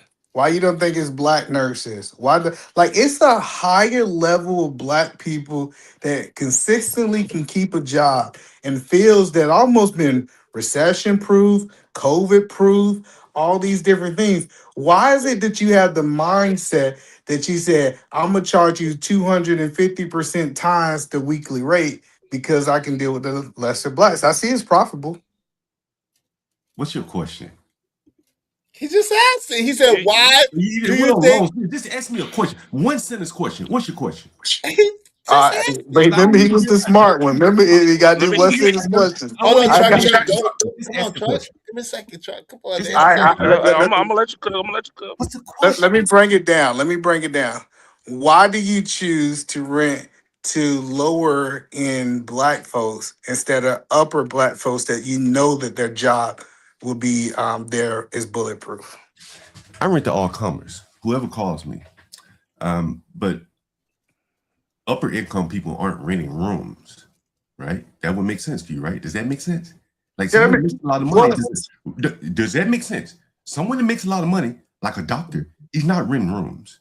Would you say this? Well, I didn't say doctor. I said a nurse. So hold on. Let me. Hold on, Either man, let him answer you. Come on, y'all, let him I answer thought you. he asked me. He No, stopped. he said he answer you real quick. So a nurse, let's say a nurse makes $70,000. You think she's gonna rent a room? Yes. Okay. No. Can I respond now? Our lady was a nurse. Hello, I have an Airbnb, and it's a whole culture of travel nurses. That's what I'm saying. Like, it's a whole demographic of people that he. I've heard of travel nurses. Wait, hold on, John. You gotta let him finish, and then he gonna pass it back to you. Then you let him finish. Come on, y'all. Go ahead. So what the point that I'm saying is, if he want these short term rentals, what he can do is he can people who's PCSing into an area, travel nurses who's coming in for 2-3 months. Like, it's a demographic of people that actually have a more secure income. I'm just wondering why he's choosing to go after the lower blacks and talk about them all the time. John, you got the floor. Bro, I rent to all those kind of people. You just don't hear about the ones that don't cause problems. I just rented a room about 2 weeks ago to a Pakistani coming here for an internship. He like, yo, money's no problem. He wired it to me, and he wasn't even here yet. I just rented a room to another woman from Pakistan. But the traveling nurses thing, from my standpoint, and I've been doing this 30 years, I think it's all fake. I think that, I'm not saying there aren't travel nurses, but all that business, the travel nurse finders, all that, whatever the website's, I think that that's more of a business than the actual travel nurses, from my standpoint. Because I rented to nurses, but I haven't seen a big, large group of travel nurses. And DC has a lot of hospitals. That's just been my experience. No doubt. Let me let my man Trucker go. Brief. You can get in there real fast, and then I'll pass it back to you, Either man. I'm gonna let y'all cook. I'm listening. Okay. Yeah. Okay. Wild work right now. All right, cool. Yeah. Either man. Hold on. I got past the Either man. Then I got past the Either man. Then go ahead, Either man. So what I believe, and I might be wrong, never seen his property, but just being able to use my experience in this field, I believe that he usually rent to lower level blacks is because his properties are not up to par for certain higher level incomes, right? Would you like me to show you the place? Would you like me to show you one of my places? 1 second, let him finish, and then you can pull it up. Hold on. He's misspeaking. And Okay, he said he think. Hold on, real quick, John. He's saying he thinks, so that's his opinion, and you can pull it up when it's your turn to speak, and then you can disprove what he's saying. Come on, man. Go ahead, Either man. So the point that I'm saying is, I believe that it's the level of it, and he already self-admitted that these places are in the hood. So we know geographically, I can understand why a travel nurse don't want to stay in the middle of the hood with people running around stealing bikes and robbing people, right? You mean black people running around stealing bikes? That's white people too. Stop it. Right here is black people. Where I live is black people. Okay. Well, it's white people out there too. Man. You just say you rent to white people. Where I live on this side of town. Because see, I rent to white people on the other side of town, right? Like, and see, you don't hear me talk about them. You just hear me talk about the ghetto ones on this side. Yeah, you do. Hello, I got it. That's perfect, John. So you said out of all your white tenants, you don't have no problems with them. Very few problems. Let's talk about the crib. Hello. I got that, like, cause even what you said on the black side, it sounds like hello. I got you. Let me finish. You want to talk about the because even on your black side, I'm starting to realize that the problems you have is if you had 10, maybe 2 or 3 are problem childs and 7 are good. Because you said you even admitting here that you don't talk about the good blacks. You only want to talk about the bad blacks. So now I'm asking the question. This is my question. Tell me about the bad whites, since you're telling me about the bad blacks. The bad whites, by and large, I had a bad white one time. He came in drunk and bust his head over, he bleeding all everywhere, and in the bathroom. He ain't cleaned it up. He broke my sink too. That's a bad white. That's But a real bad that happens, man. Young people, they come in. That happens. Oh, what the? What I'm saying is, you cut me off. You cut me off. But by and large, in DC, and see, that's probably the bigger issue is in DC, there really aren't many poor white people. And so, from my standpoint, if you pay your rent, who cares? Even if they leave the room nasty, I don't care. So that's not going to. That's not. What? Okay, wait, hold on. Time out. Oh, Time out. You can't make this ish up. And this is what I'm talking about. When it comes to the Yep. bad behavior of Caucasus Mountain people, this No, happened. it- Hold on, John. I did not interrupt you. Let me just finish my statement. It's all this kind of thing happens. I have never been in a place where someone has broke my sink and bled all over the place and done. I've never had that happen. That's not a normal thing, John. But if because it's a white person and because, like you said, they usually have money. Anything, even if they leave the place nasty, which I'm willing to bet that they probably do a lot, then it's okay because they have money. No, But the black people, what I'm saying is because you misunderstand what I'm saying is like in the grand scheme of things, what you don't want is someone not paying rent. That's what you don't want, and being destructive to the environment. That's what you want to weed out, right? That's at least from my standpoint. I don't want to be getting called in these people fighting over here, these people doing it. So you try. That's the worst. I had a guy leave 1,000 bottles of urine. He was an African. Don't do that. He was an African. I'm not talking about race, but I had the business call the next week. You are talking about race. But let me finish. And I was talking to my business partner, and I asked him. I said, "Would you rent to that guy again?" They said, "Yeah." Even though, and I said, "Yeah," myself. Even though he left 1,000 bottles of urine because he stayed there for 3 years, never late on his rent, quiet, peaceful. Apparently, he wasn't even using the bathroom. Right? He wasn't even using the bathroom. I guess he take a shower. But this is what I'm saying. Like, he didn't cause any problems. He left a mess. Man, that's just the business. This is Just don't cause perfect. any problems, man. And Let me try a little Give different. me a second before you do that. Shout out to Unby Stream. He said the white man's ice is always colder. Yes, it is. Yes, it is. For some of these Negroes, the white man's ice is always colder. Shout out to LA Project. She said, I was born in Silver Springs, Maryland, and all the black people we were associated with, played tennis, and belonged to the country clubs. He got to get out the hood and see something different. I know there's many affluent black neighborhoods around the country. I know that for a fact. Name one. I just did. She just named one. I just named one. Not a black neighborhood. I told you in Hoover. Hold on. I told you in Hoover. There is a predominantly. I'm not going to dox myself. I'm not doxing myself. This predominantly. You gotta look it up. There's predominantly black, well-to-do neighborhoods in Hoover, Alabama. Yes, they are. I know that. But hold on. Let's go a little bit deeper. Oh, go ahead.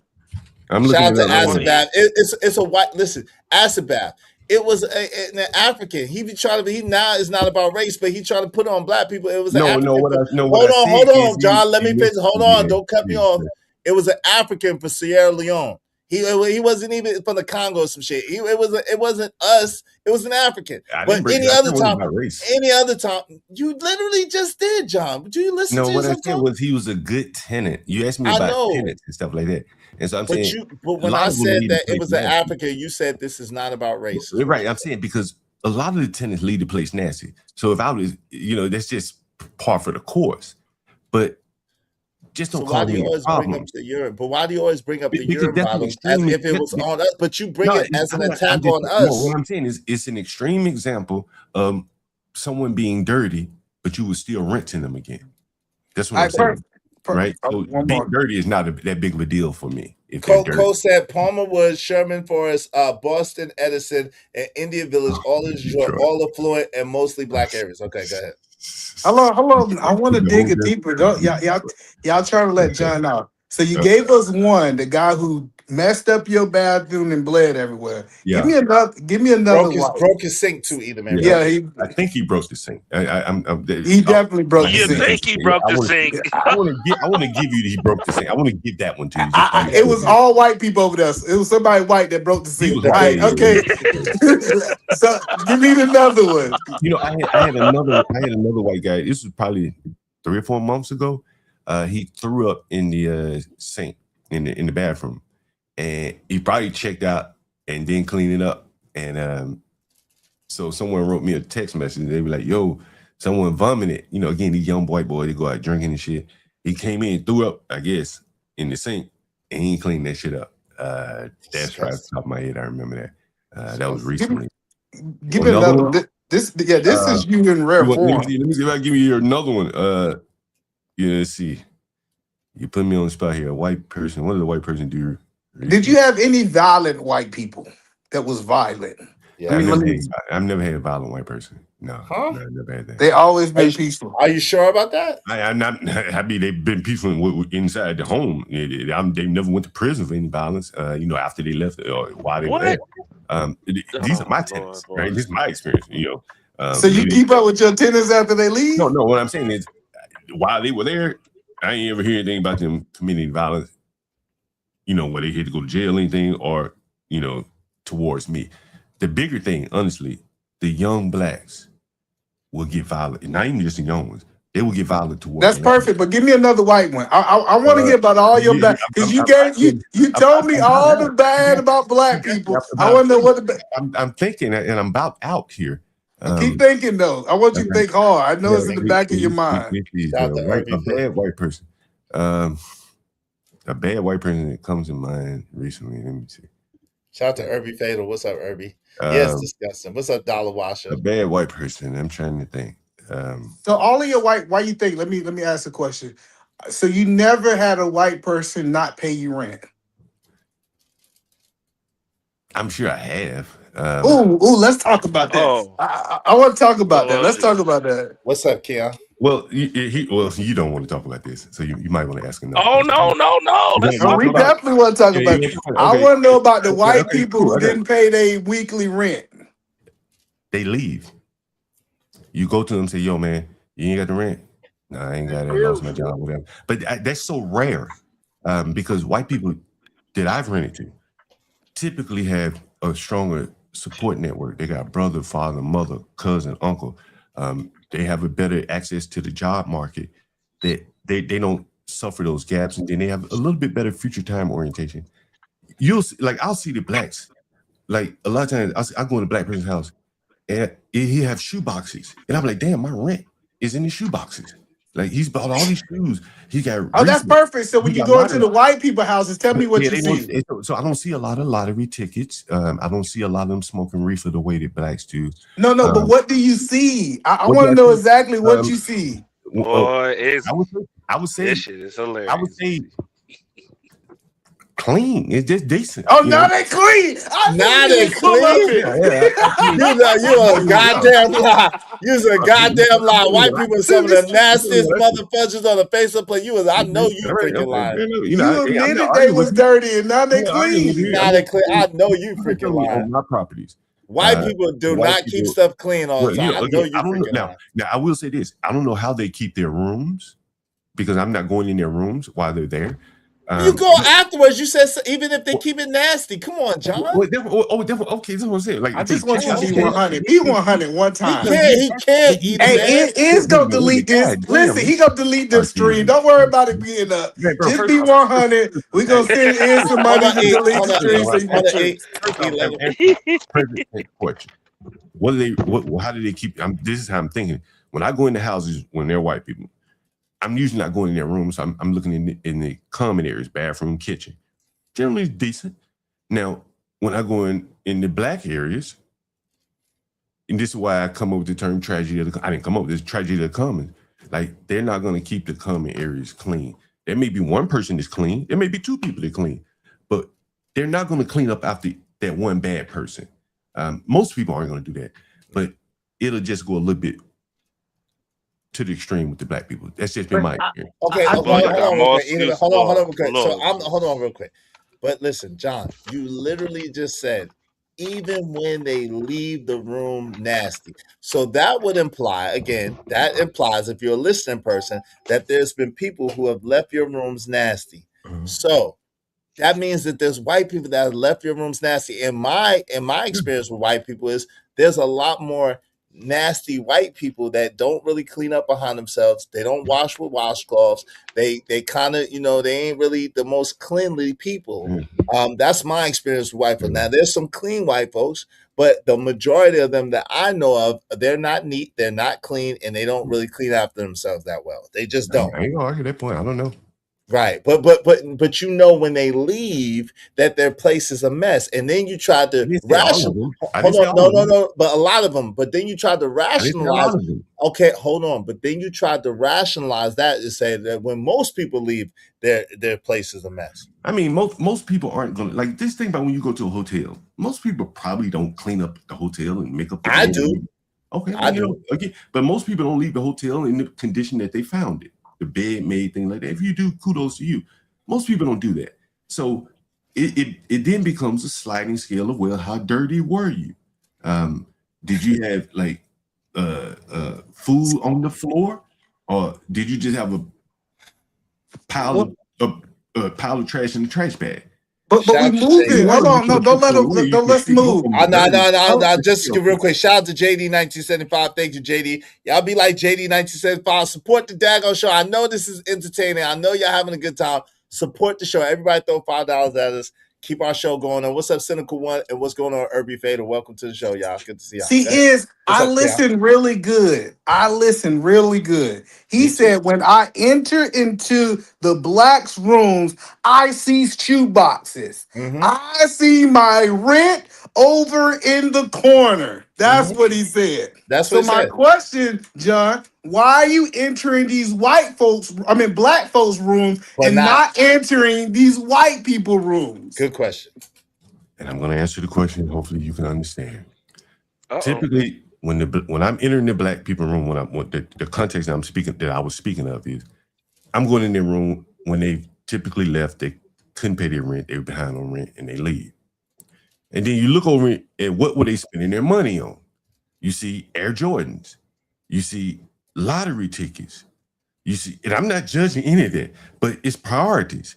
And you can't spend a bunch of money on Air Jordan. So you see the Air Jordan boxes left behind. You see the boxes of this and that, clothing bags, this, that, all this stuff that they bought. They're just frivolous. They should pay their rent first. They should, prioritize better. And so this is what I'm saying. I don't see that in white. I've never went in a white person room after they left, and they left behind a bunch of shoe boxes, Air Jordans and shit like that. I've never seen that before. What did they leave? Typically, it's like whatever they consume while they were there. Like, let's say food, they order some food from DoorDash. They're not going to take the trash out. So they just leave it in the room. They, shit like that. So that's typically when I say they leave it dirty, that's what I mean. That's what I'm talking about now. Hey, give me a second. Yes, he is. Hey, let me welcome some more people in the building. Y'all make sure y'all hit the like button, support the show. Mo said, "Oh my God, really?" I know, Mo. Hey, Coach Ferg said, "Bro, is lying. Poor white trash. Don't pay rent on time. This nigma hates being black." But did I just tell you I don't rent the poor white trash? Is he stupid? Coach Ferg is half retarded. Okay, let's don't say the R word though. Let's don't say the R word. Hold on, Trump. Low IQ. Sorry. Okay, cool. Let's don't say the R word. Yeah, he's very low IQ. Okay, you can feel that way. Coach Ferg, you can come up here and defend yourself. I don't talk to him, man. Get the hell out of here. He's stupid, man. Okay, Bridget M said, "You got to be lying." Emperor Co said, "White folks nasty as F. I used to be a janitorial service. I had to clean their state-owned and ran offices. F out of here." White folks, I know. I've lived around white people a long time, and generally speaking, white people are not the most cleanly people on the planet. I'm just telling you. Do you live around white people right now? No, not mostly white people. No, I don't. I live around mostly black people right now. White folks don't even use washcloths. They grab a bar of soap and rub it all over their asses. One bar of soap in the whole crib. F out of here. That's disgusting. I don't know about that one. Ignorant TV said, "John, you're literally talking about homeless people." Well, most of the blacks are damn near homeless. Yeah, most of the blacks are damn near homeless. That's crazy. El Chivo said, mostly the blacks is damn near. El Chivo said he hate to see my room. It looks like a shoe store. There you go. Shout out to JD 90 says, "Cook Izzy Bands. We need fresh grease." Shout out to JD. Appreciate you. All right, go ahead. Y'all got it. No. Hold on. He made a statement. Y'all got hold on, John. Hold you. So are most of the white people homeless? Did you rent to? No, Damn near. no. See, what I just told you earlier, most of the white people I rent to, and when I say white people, I should say non-black, because I rent to Pakistanis and people like that as well, Indians, Hispanics. They're from my vantage point, from what I've been seeing over the last 20 years, and this is what I talk about, they're doing a lot better, a whole hell of a lot better. But are they almost homeless? No, because Like they're you- doing so much better. No, because they're doing so much better. And here's the thing, bro. Like, Okay. Hold on, what's your definition of homeless? They don't got a home if they rent from you. What are you talking about? That is homeless, technically. Why are these niggas laughing so much? What is they cackle like hens? I get it now. You said they rich homeless versus poor homeless. That's maybe what you're trying to argue. Hold on, either man. Let him answer. Hold on, either man. Let him Like, answer. Come on, stop saying the R word, bro. You must not. Like, what else words? I know that's a trigger word, though, You brother. don't understand anything. Listen, I said most of the white people that I rent to, and clearly you don't follow me, so it's fine. But they're coming to DC for a purpose, jobs, school, stuff like that. Most of the blacks, by and large, not all, they're they're around here working. I could get into it a little bit deeper. And what I would say that the Hispanics have really boxed the blacks out. The black city council raised the minimum wage so high that you can't really hire blacks. They're almost unhireable in many cases down at the bottom, because the Hispanics are so much better workers than them. So the blacks that do work and get jobs, I mean, mostly, Home Depot, Lowe's, and there's nothing wrong with that. A retail store, stuff like that. And, you're not going to go high in those jobs. You're not going to move out of my room and get, an apartment or something. You're always going to be bouncing about, particularly if they lose their job. I mean, I've seen people, I've had people begging me or begging family members for $50 just to stay for one night. They ain't even have it. Couldn't get it from anyone. So tell me about the non-blacks. A lot of, and I know you're gonna say, "Well, I ain't broke like that," and I wouldn't expect you to be. No, I'm not saying that. I want you to. I want to get that same take you said about black people. But I want you to tell me about the non-blacks, because you said not white. The non-blacks are doing better in this city. If a white person or if a non-black person comes here, even the Africans, if you want to throw them in, they're going to be doing a whole hell of a lot better than the blacks. What do you mean by that? They're not even in competition. Man, listen, you can make $1,600 just driving a DoorDash here on them scooters and stuff. I've had people call me, rent rooms. I got a guy renting a room for me right now, and he's African. He said he makes anywhere from $800 to $1,600 a week delivering That's a lie. food.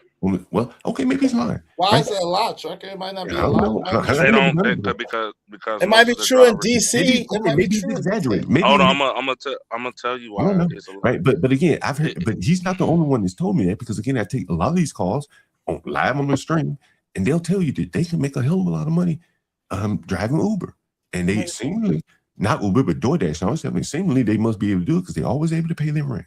So the non-black, hello, because this is what you said about the blacks.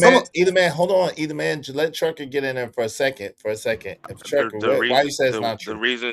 The reason why, maybe a couple of years ago that was possible, but now they drive by the mile. They don't get paid, like I said DoorDash like they Uber. used to be. DoorDash or Uber. It's to say, okay, cool. They get paid by the mile. I thought you were talking about the delivery. Wait.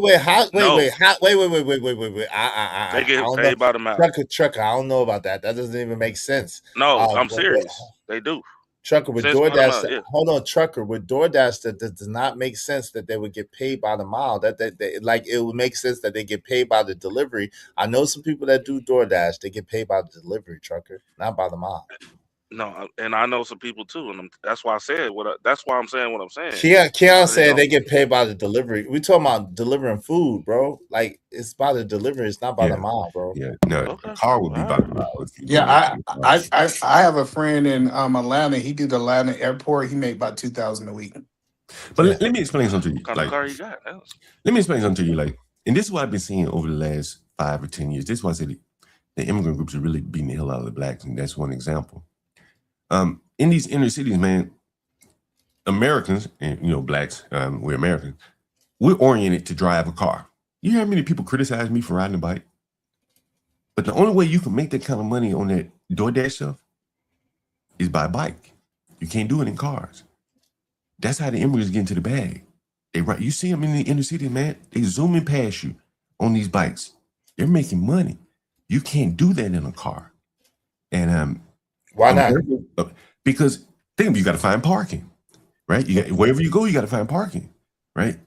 And then you got to go back to the other spot, pick it up, the food, find parking again, and then go back to the like you got parking lights. These guys don't have to abide by the traffic laws the same way a car does. So you're at a distinct advantage on a bike in these inner cities or motor schools. I got you, but let's go back to the white folks. So I want to understand. This is what I want to understand. Listen, I want to understand. So you said black people typically don't go from your room to a house. Do the non-white people goes from your room to a house typically? Or they may go back home. Like they may be here for an internship. So they may only be like right now, this big intern season. So you get a lot of people coming here for Howard, this, that, interns and stuff like that, working on the Hill. You hear it all on my channel. And so they're not going to be here long. So they're going to be here for 2-3 months and they're out. The blacks typically get stuck in my room. They're not up and out. The whites typically will be kind of up and out.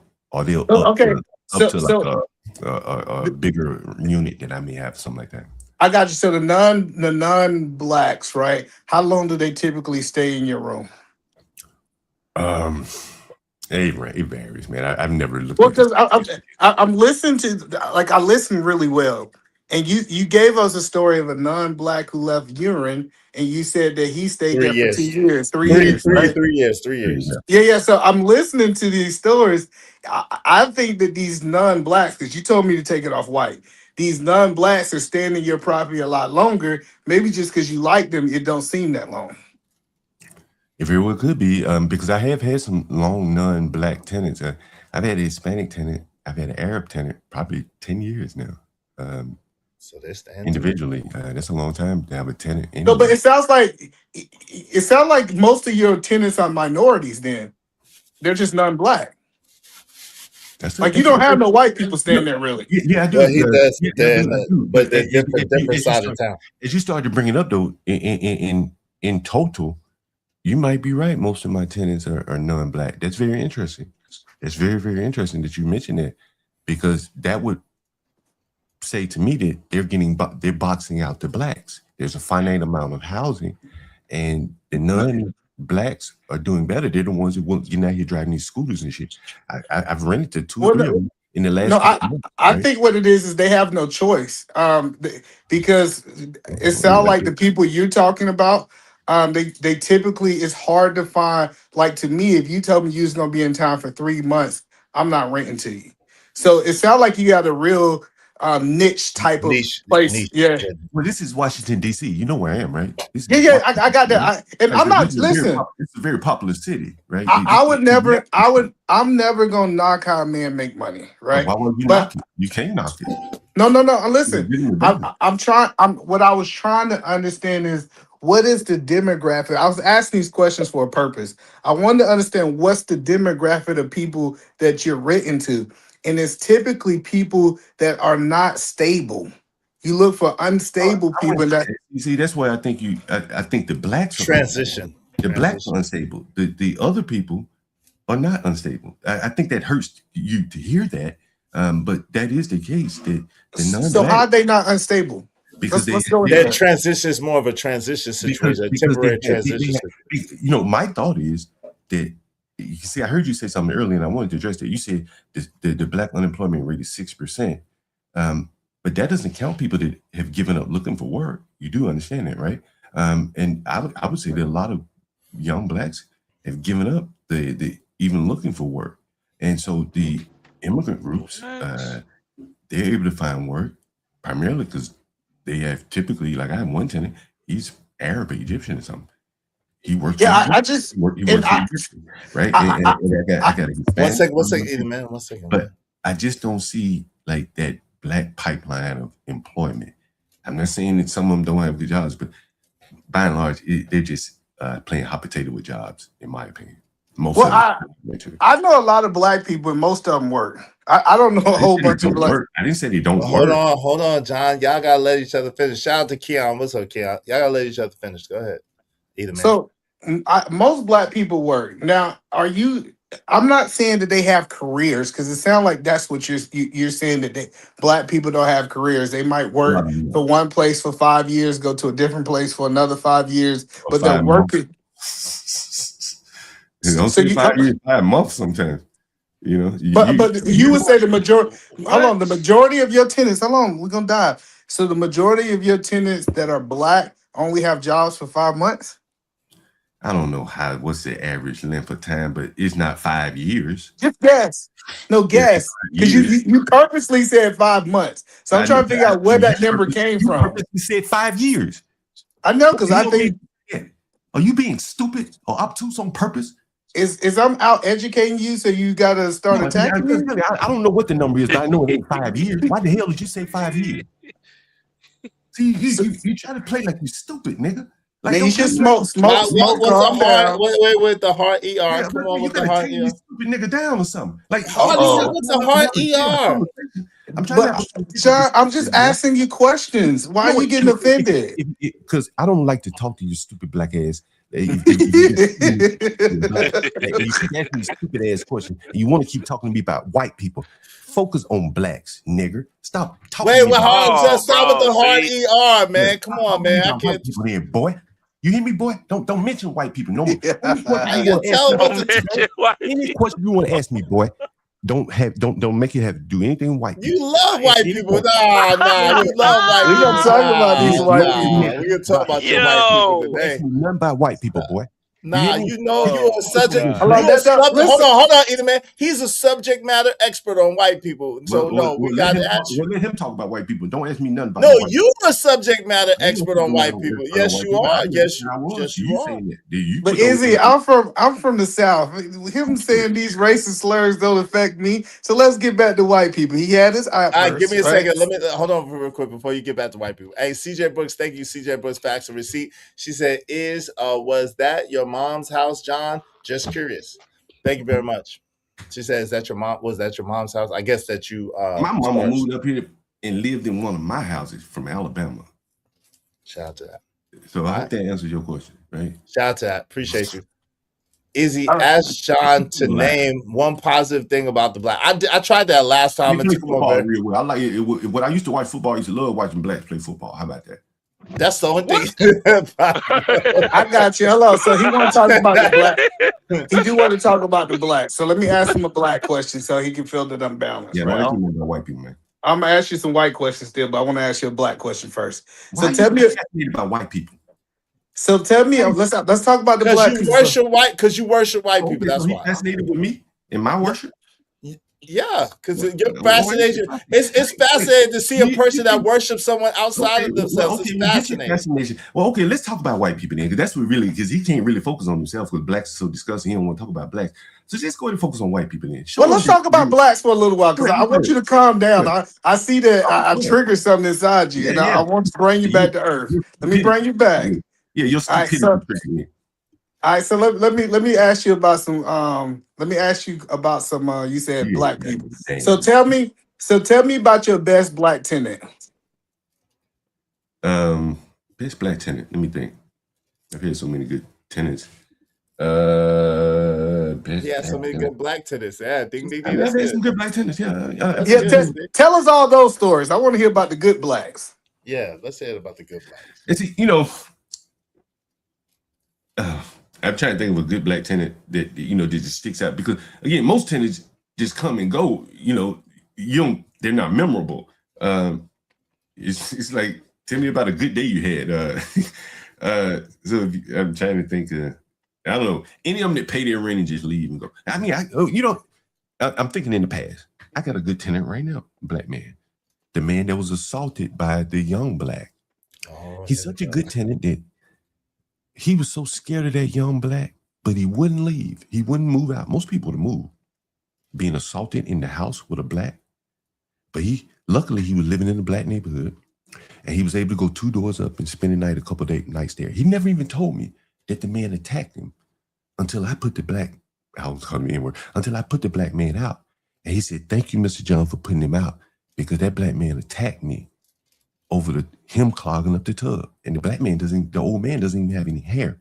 So that's a good black tenant. 70-year-old man, been with me probably 15 years across 2 or 3 properties. I think he has 15 children. He raised his children to the best of his ability. I don't think any of them in prison or jail. He don't cause any problem.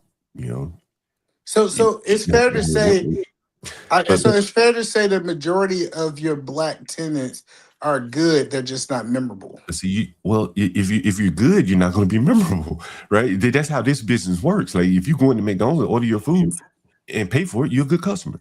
Nobody's going to remember you. But the thing, what I'm trying to explain to you is, look at what that young boy did to that old man. All it takes is one. No, it doesn't. Only to someone who is unfair and unbalanced, all it takes is one. That doesn't make sense. That was an individual incident of a person who obviously has a problem or an issue, and they happen to be black. That doesn't. All it takes is one. That's a whack way of looking at things. It takes one person to assault, so all blacks got to be bad because it's one black man. So wait. So this one young black man negates that older black man who's a good man. So they That's not what I negate said. each other. That's not what I said. Okay, What I so said- then, what- but what you I- said it no, only what takes I- one. All it takes is to destroy the vibe in a house. One black man in communal living, or one person, I should say, in communal living, if he's violent, prone to violence, a bully, he can throw the whole vibe of the house off. Like Austin Metcalf. Whatever, if you want to name him. Like, I know you like white people, but this was a black I love guy. white people. I love Right. all But this people. was a black guy, and he was bullying other black people, right? So, and an old black man at that. And see, this is the problem. Like, no one wants to talk about these things. You want to keep talking about white people. But this is why in these inner cities, they have to build senior citizen housing. Part of it is to keep the old blacks safe from the young blacks. I got it. So yeah, you got that? Mhm. So when the white man was bleeding and breaking the sink, did that disrupt that house? Yeah, Oh, it did. yeah. So why won't we say that it only take one white to disrupt a whole house? Because, and I can't believe, see, this one's, I'm not taking more questions from you. You're too retarded. I said the R word. I'm sorry. Why can't you control your mouth? Why can't you not say the R word or the N word? You're right, because I use that word on my channel, but for I can't talk to these blacks anymore. He's too low IQ, man. Try somebody else, man. Wait, hold on, time out. Hold on. Either man, how is it low IQ? Hold on, John. How is it low IQ for you to say it took one black young man to harass, to physically assault a black older man to ruin the chemistry of the house? But then he asked you, well, when that white young man, when he bled all over the place, or the one that vomited in the sink, did that destroy the chemistry of the house? And you say, yeah. How is it too low IQ for him to correlate the both and say, well, why wouldn't you say the same thing of white people as well as black people? I'm gonna answer your question. I'm not talking to him anymore. He's too low IQ. The thing is here's, and this is one thing like blacks can't really understand. If I'm living in a house with somebody and he threatens me and I have the ability to move, I'm moving. So now the landlord's lost one tenant, right? Okay. Well, the odds are this guy isn't just threatening one person. He's probably threatening and creating an environment for other people to not want to live there. So you could lose other tenants. And here's the kicker. The one that's causing all the problems, typically he's the one that doesn't have any money. That's why he's causing problems. You understand? So that's why all it takes is one. I've had one black person ruin the whole, many times, ruin the whole vibe in the house. Typically, they're bullies. That's how they've been able to accomplish it. Man, I'm just telling you, you don't want to hear it. That's fine. You blacks don't want to hear it. But one black can bully the rest of them, and they'll just fall in line because they don't want to pay rent either. Right? Because John, so Izzy, hold on, I'm about to go. John, Appreciate you having. You've been talking. Hold on, Ken. Hold on real quick. Go ahead, either man. Hey, this was a great show. I just wanted to show the hypocrisy in John thinking. I know he said he don't want to answer no more questions because my IQ is higher than he is. And we proved that today. But appreciate you having me, This was a great show. Hey, salute. Appreciate you coming up. Salute. All right, go ahead, Keon. You got the floor. What say you, Keon? Yeah, look, John, personally, I just think you have a chronic, case of cognitive dissonance. You want to look at it a certain way. You want to accept it a certain way. But when people bring up how white people also do the same thing, you want to say, well, why are we talking about white people? Because again, you're trying to make a case that black people do this and that it's only just the blacks.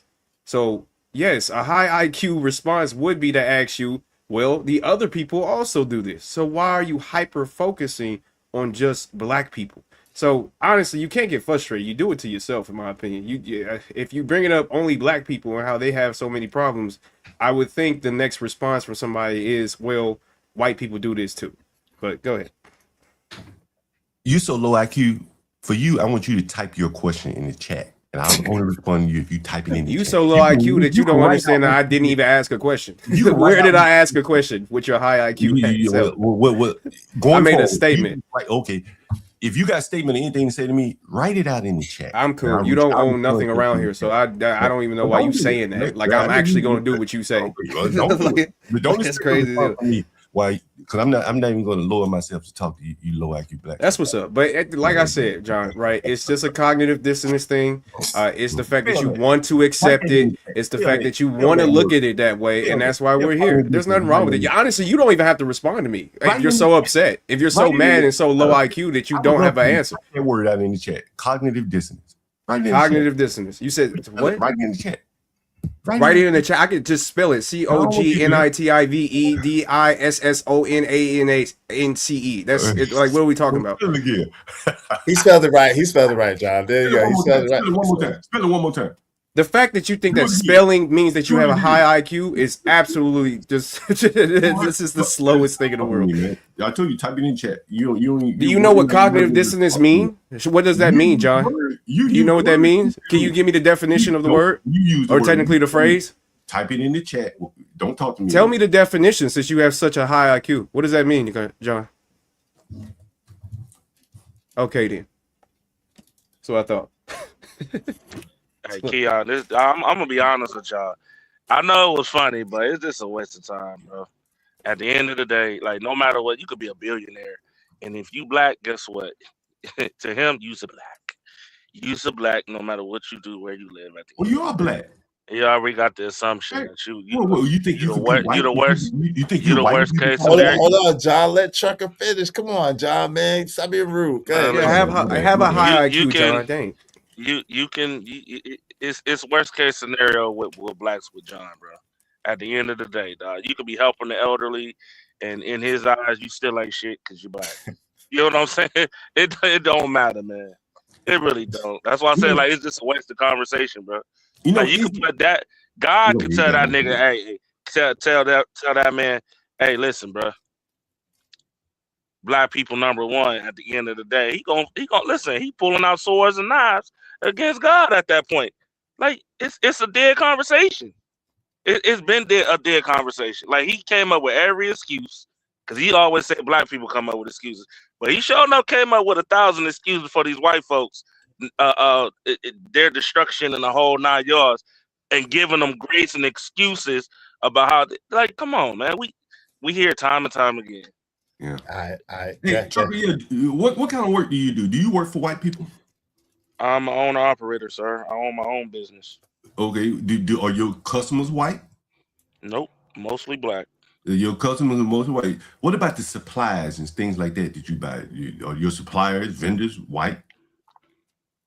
Again, most of my clients is black. So all the inputs that go into your business are created by blacks. I deal with a lot of black farmers. Okay. Mm-hmm. Exactly. I'm not challenging you. I'm just asking. Hey, okay. So so you're in the farming. So like fertilizer. Do blacks make the fertilizer? I don't know about fertilizer, but I'm talking about potatoes, strawberries, avocados. So they grow the potatoes. Onions. What about the I guess you have to have seeds and all that kind of stuff, right? To grow that stuff, right? The farming, the genetics of the seeds of peaches and all the different types of apples. That's genetics, right? You do know that, right? How we get a Honey Crisp versus a Fuji apple. That's all genetics, right? I do know that. I was a genetics guy. Like, are the blacks engineering Fuji and Honey Crisp apples too? You know what's funny, right? I'm just asking. Hold on. That's a Hold on, yes hold or no on. question. Hold on, let him finish. I'm trying to tell you, a lot of them is black, Okay, sir. I'm asking. I don't know. It's just again, I keep saying it repetitively that because they're not known and super, you know what I'm saying, they not on TV or commercials and shit like that, that y'all because of that, y'all will overlook that. I just sat here and now I literally just sat here and said the way y'all make it seem like there ain't black business, there ain't black medical field, there ain't nothing. When even in the farmers, which they are suffering because you know a lot of the government is trying to get them to do the whole pesticide things and stuff like that, bruh. It's 28,000 farms. And they That's a and you lot of said damn farms. and you said the farmers, the black farmers, you say are suffering. A lot of them.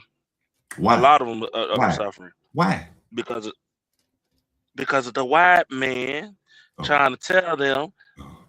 what to do, sir. So they can't do it on their own without the white man. They could do it on their own. The problem is that folks But keep they be trying to suffering. They're suffering without on their own. They're suffering.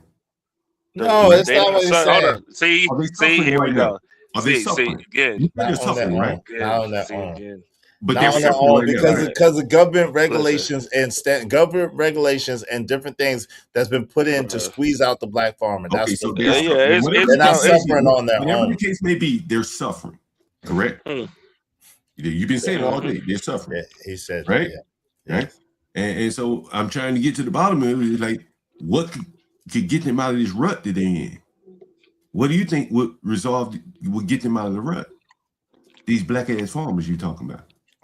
By putting a pistol to your head and sending you to Wait, whoa, chill, That's all chill, we chill, got. chill. All right, That's chill, all chill. we got. Oh, yo, so hold on, our I'm stereo. gonna play. Hold I'm gonna on, play the no, no, same game no, he no, gonna no, play. no, no, no, no, no, no. But I'm saying. that's not channel friendly. That's not channel friendly though. And keep please Okay. mute. That's not channel friendly. Yo, so Okay. are stereotypes solving problems or creating new ones? Are these stereotypes solving problems or creating new problems? You talking to me? You asking? Yes, yes, sir. Anybody, but you could go. I'm I think curious what you think. I think the blacks don't want to admit that they have a negative stereotype, and they're high stepping through the world. Like, people aren't looking at them like they don't want them around. Um, you look at the last couple of verdicts, it's sending you a message. The non-black people saying, we really don't want you around. We're tired of kind of dealing with you.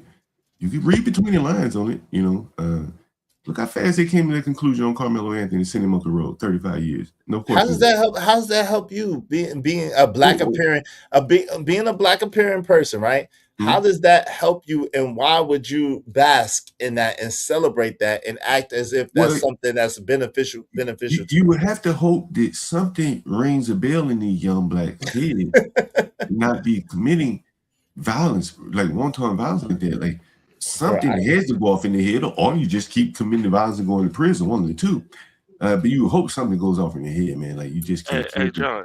Bro, hold on real quick, bro. Let me Like, ask you hold something. on real quick, bro. I got mad different views. I got mad different views up here. I'm not taking that down.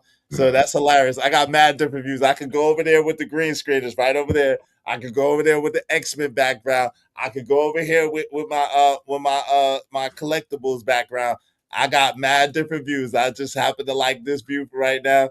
Tomorrow, just for you, I'll be over there, or I'll be over there. Don't worry about it. This room is fully. I got the green screen right there. It's cool. We're good. We're good. Don't worry about it. You're right. So I need a woman to come and decorate. No, I don't. No, I don't. I'm good. But go ahead. My bad. Go ahead. I mean, if you think that white people didn't see the way that the blacks were behaving behind this Carmelo Anthony, you don't think the white people came to some kind of conclusion after seeing black people behave like that? Supported a murderer? Wait, Bro, hold on, real quick, Trucker. Is that a bad That word? hold on, no, yes, Oh, the sorry. M word is Sorry. bad, but hold on, real quick. But that doesn't even matter, right? Because at the end of the day, they supported 1, 2, or 10 or 20, right? Number one, number two. Beside that, there were people saying that if there were white people saying if Carmelo got off, they was gonna delete him right there in the front of the courthouse. I don't hear you saying nothing about that. So at the end of the day, I don't care nothing about that. If someone wants to judge me because of what someone else said or did, that's their ignorance, and that's what they planned But on doing anyway. I think you However, gotta. give me a second. However, an intelligent person, a thinking person, will judge John Galt over what John Galt says and does. Will judge me, Israel, over what I say and do. Trucker Yell, Keon, Mr. Metcalf, Jeff Metcalf, Austin Metcalf, Hunter Metcalf. They would judge us each off of our own actions and deeds rather than a collective people that we don't even know. Go ahead. Is if you were to just do, if you were a white person, or let's just say non-black person, Mm-hmm. and you went down YouTube and just looked at how blacks were responding to the Carmelo Anthony case, just took an unbiased view, just look at what the blacks are saying. Go listen to some of the panels. Look at the titles. People like Freezy, and I ain't picking on lead. Scratch that. I don't want to use no name. You know, says You have people saying it was an all-white jury. It wasn't all white. You're having blacks saying that. It was non-black. It was not a black person on the jury. In reality, it doesn't matter. In reality, apparently, it does. Okay, but you don't hear the blacks complaining. Like, stop. Hold on, Chuck. Hold on, Chuck. You don't hear the blacks complaining about the blacks that were on Rick Child's jury. It was 5 or 6 blacks on that jury. They let that man go. They were. Obviously, they were. But you don't hear about. But you don't hear. Rick Child had a black attorney. Obviously, people were complaining. Yeah, he had a lead attorney. So listen, but you don't hear people challenging the jury the way that they're challenging it. I mean, I've heard blacks even criticizing the witnesses, and the witnesses, some of them were black. So what? But I'm saying, like, a lie is a lie. But no I'm matter saying, who like, tells it. But see, then there you go. You get down in the next thing is, if the witnesses were lying, then why didn't Carmelo Anthony's lawyer, prove that they're lying? He didn't prove it. Well, he did actually. Hold on, real quick. He actually did. He just did a weak job, but he actually did show the contradictions in their testimony. He really did. But a contradiction is to show the blatant lying. But he was very. I would agree. He was very light. He did not really give Carmelo an adequate defense. That he did not. So in reality, Easy man, and this is what I'm saying. Like in reality, man, there really wasn't any defense. It wasn't. That's true. That's right, because he was guilty. No, that's not. Time out. That's not why there wasn't no defense. It wasn't no defense because the fix was in, and allegedly, and he was a part of the plan to get that young man hemmed up. Because listen, even if he thought, first of all, if he thought his client was guilty, he shouldn't have took the case. And if he thought his client wasn't guilty, he should have gave his client an adequate defense. He didn't even object to some of the most obscene things where they asked a novice, "Hey, do you think that this was M1 or was this self-defense?" That's not, you can't do that. You're supposed to object to. Hold on real quick. You are supposed to object to that. And even a lawyer, even the most basic lawyer, a novice lawyer, understands that you're supposed to object to that. Go ahead. I guess what I'm saying is that even with all the objections, assuming he did or did not didn't object, it's not going to overturn the case. It's still a weak case. Even if those questions were not asked and answered, it's still a weak case. At best, he's going to have to come back and do it all over again. Okay, and that's cool, and that's fine. And then he'll probably get manslaughter, or he'll probably get criminally negligent homicide, which is more of a fair charge, which is more of a fair thing. Case in Allison, less than 3 hours down the street, knew Joe Ramirez, planned on deleting Joe Ramirez. It's clear that was premeditation. He lured him into the bathroom and he stabbed him 5 times. And he only got criminally negligent homicide, which was 2 years, and it got enhanced because of the knife, which was 6-inch blade, which made it 10 years. So you telling me that all of that, and then Carmelo Anthony can't get criminally negligent homicide or get a manslaughter and then get 10 years or 50, or whatever the case may be? Come on, man. Like 35 years is excessive. M1 is excessive because he didn't have the intent on deleting that kid. That wasn't his intention at all. So when you stab somebody, what is your intent when you stab somebody? To protect yourself and get them up off you, to keep them up off you. What about when you shoot someone? It depends on where you pop them at. If you shoot someone in the chest, did you It intend to kill them? depends.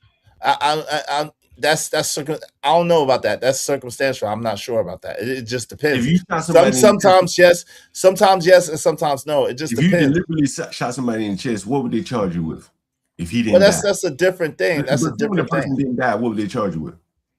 Probably attempted homicide, attempted M. Right, And then right. if the dude did die, they would charge you with. They probably would charge you with M, but at the same Right. time, they charged Casey and Allison with M1, and they But I did find them guilty of that. They found them guilty of criminal. Yeah, it was worse. It was a lot worse. It was way more premeditated. It was way more violent. It was way more disgusting of a case. You're right. It was So different. do you think? And I'm just asking you, no right or wrong answer. You think Carmelo Anthony was innocent?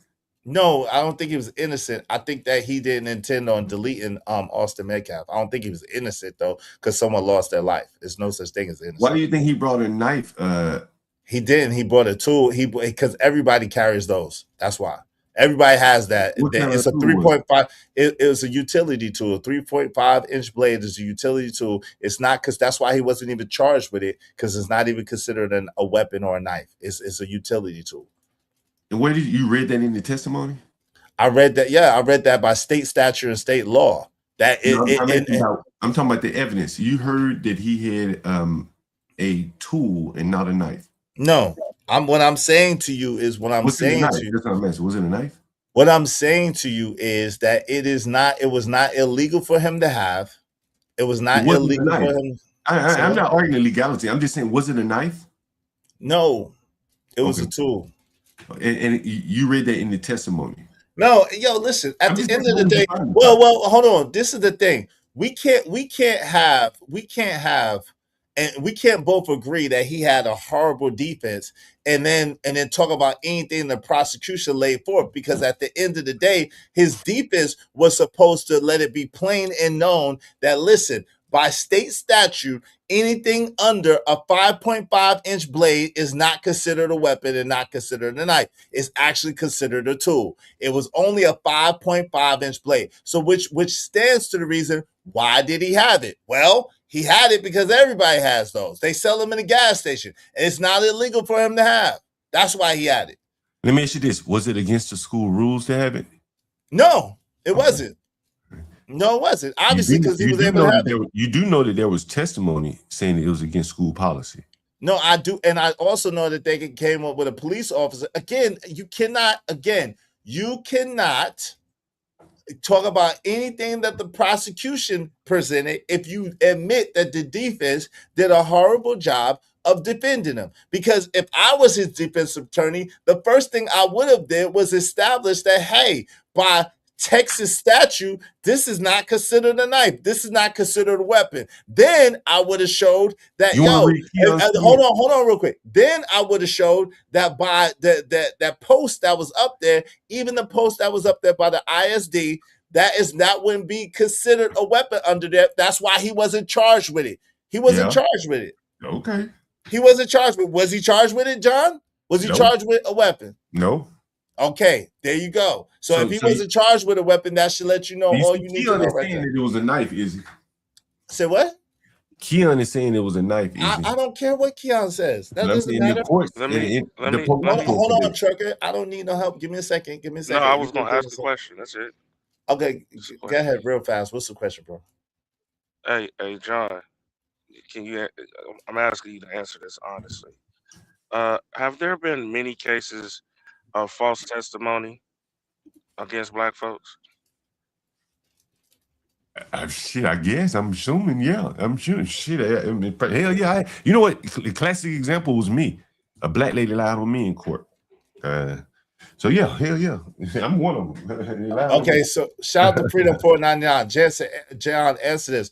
Why did did Casey and Allison receive less charge and time than Carmelo Anthony, and he did worse? I'm not familiar with that case. You don't know about the Casey and Allison, Joe Ramirez case? Vaguely. Okay, well let me educate you real quick. They was arguing, have been arguing towards the end of the school year a lot. So much so that Case and Allison was looking for a pew pew, and I said pew pew intentionally, a pew pew to be able to pop Joe Ramirez. He couldn't find a pew pew, so he decided to take a sharp kitchen knife, which was about a 6 to 8 inch blade. I can't remember which one, but it was a very long blade. That was to school, and he made a plot that he was going to fight Joe Ramirez with this knife. So in his possession. So what he did was he got a buddy of his that was supposed to be cool with Joe Ramirez to lure him in the bathroom. And once he got in the bathroom, they began to fight. Joe Ramirez beat the brakes off of him, and then he commenced to stab him. He stabbed him 5 times, including Wait a minute. Who beat who? Who was winning the fight? The Joe guy who stabbed Ramirez. the guy. No. So Oh, sorry, go ahead. what happened was Case and Allison lured Joe Ramirez into the bathroom. Gotcha. Case and Allison attacked Joe Ramirez, Gotcha. and Joe Ramirez got the better of him in the fight. Then Case and Allison took the knife and began to stab Joe Ramirez, and he stabbed him like 3 or 4 times in the back area, from the neck to the back of his arms. So he stabbed him a total of 5 times, and 3 of those stabbings happened to the back of Joe Ramirez, meaning he was trying to flee once he got stabbed once, and he kept stabbing him. And that was in the school. Did he just hit him in the back from? No. He was trying. They showed that he poked him once in the front. No, it was in the bathroom. They showed that he poked him once, and then by the testimony of the autopsy, they stabbed him once in the front. And then Joe was trying to escape, and then he stabbed him four more times. 1 got in the side, and 3, 1 from here to the back of his arm as he was trying to get away. And he ended up running out the bathroom and bleeding out and falling on the school in the hallway in the school. So, may God rest his soul. Much worse case, he knew the kid, had a history with the kid, intended on hurting the kid at the very least, brought a weapon to school, meaning longer than a 5.5-inch blade, to school in the school grounds, and deleted this kid in the bathroom. But he got criminally negligent homicide. So please help us understand why it's okay for him to get criminally negligent homicide, and then for Carmelo Anthony to get M1 and have a 35-year sentence, while meanwhile Case and Allison had a 2-year sentence initially, and then it was enhanced to 10 years with the knife. I'm listening. I think for your audience, because I'm not a lawyer, but I can read, and I've looked into the Texas murder statutes and stuff, and so I think, and some of the comments like Yakub is saying, asking was it mutual combat, stuff like that. But I think to better answer your question, you would have to look at the statutes, and then you would see why Carmelo was charged with murder, M1 or whatever you call it, because the first 2 lines in the statute is intent. You should put it up for your audience. Right. It's not right. And so guess what? Hold on. Guess what? That's what I'm saying. Case and Allison was charged with M1, and he literally intended to do this. Carmelo Anthony didn't really know Austin Metcalf before this, and he had no intent on doing anything to Austin Metcalf. Austin Metcalf actually agreed. Y'all talk about mutual combat. How, if y'all think that Carmelo deserves whatever, how can you excuse Case and Allison? Because again, it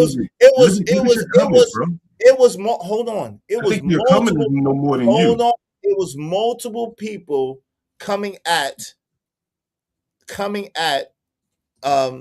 Anthony. Multiple people, and Austin Metcalf was way bigger than Carmelo Anthony. So how can we excuse and say, oh, mutual combat for Case and Allison? And Joe Ramirez was not bigger than Case and Allison at all. They were about the same size. Actually, I think Joe Ramirez was a little bit smaller than Case and Allison. So they're about the same size. Joe Ramirez is a little smaller. How can we excuse that when Case and Allison literally went to at least hurt him bad? That was his intent, to hurt him bad. Yeah, your chat is trying to help you. No, I my don't know chat enough ain't about. helping with nothing. I don't Okay, see. well, again, I don't know enough about the case. That's why I say I think you should bring up the Texas statutes, which are very unique relative to other states, and that may clarify it for you. Because again, people are saying, was it mutual combat that changes things? Was he So, getting oh, beat? wait. So so Austin Metcalf jumping on Carmelo Anthony is not mutual combat. If he's sitting down and he goes and he jumps on him and attacks him, that's not mutual combat. Man, I can't do this with you. I'm It's kind of, asking you a question. well, I mean, no, Austin Metcalf, a well, big I guess what I'm 200. saying is, well, it probably is a little bit too difficult for me to explain it to you, because I vaguely remember that case, and boy, I don't remember much details. I remember they fighting in the bathroom. You said that one boy's getting the other upper hand on him. That's a whole lot different than there really wasn't much of a fight at all with it's testified between Carmelo and the Metcalf boy. If there had been more of a fight, Christ, bro. then you would have more of a Case and Anthony type situation, whatever his name is. But in Carmelo's case, the stabbing happened too quickly for it to be anything other than murder. It didn't happen. That's No, just my that's opinion.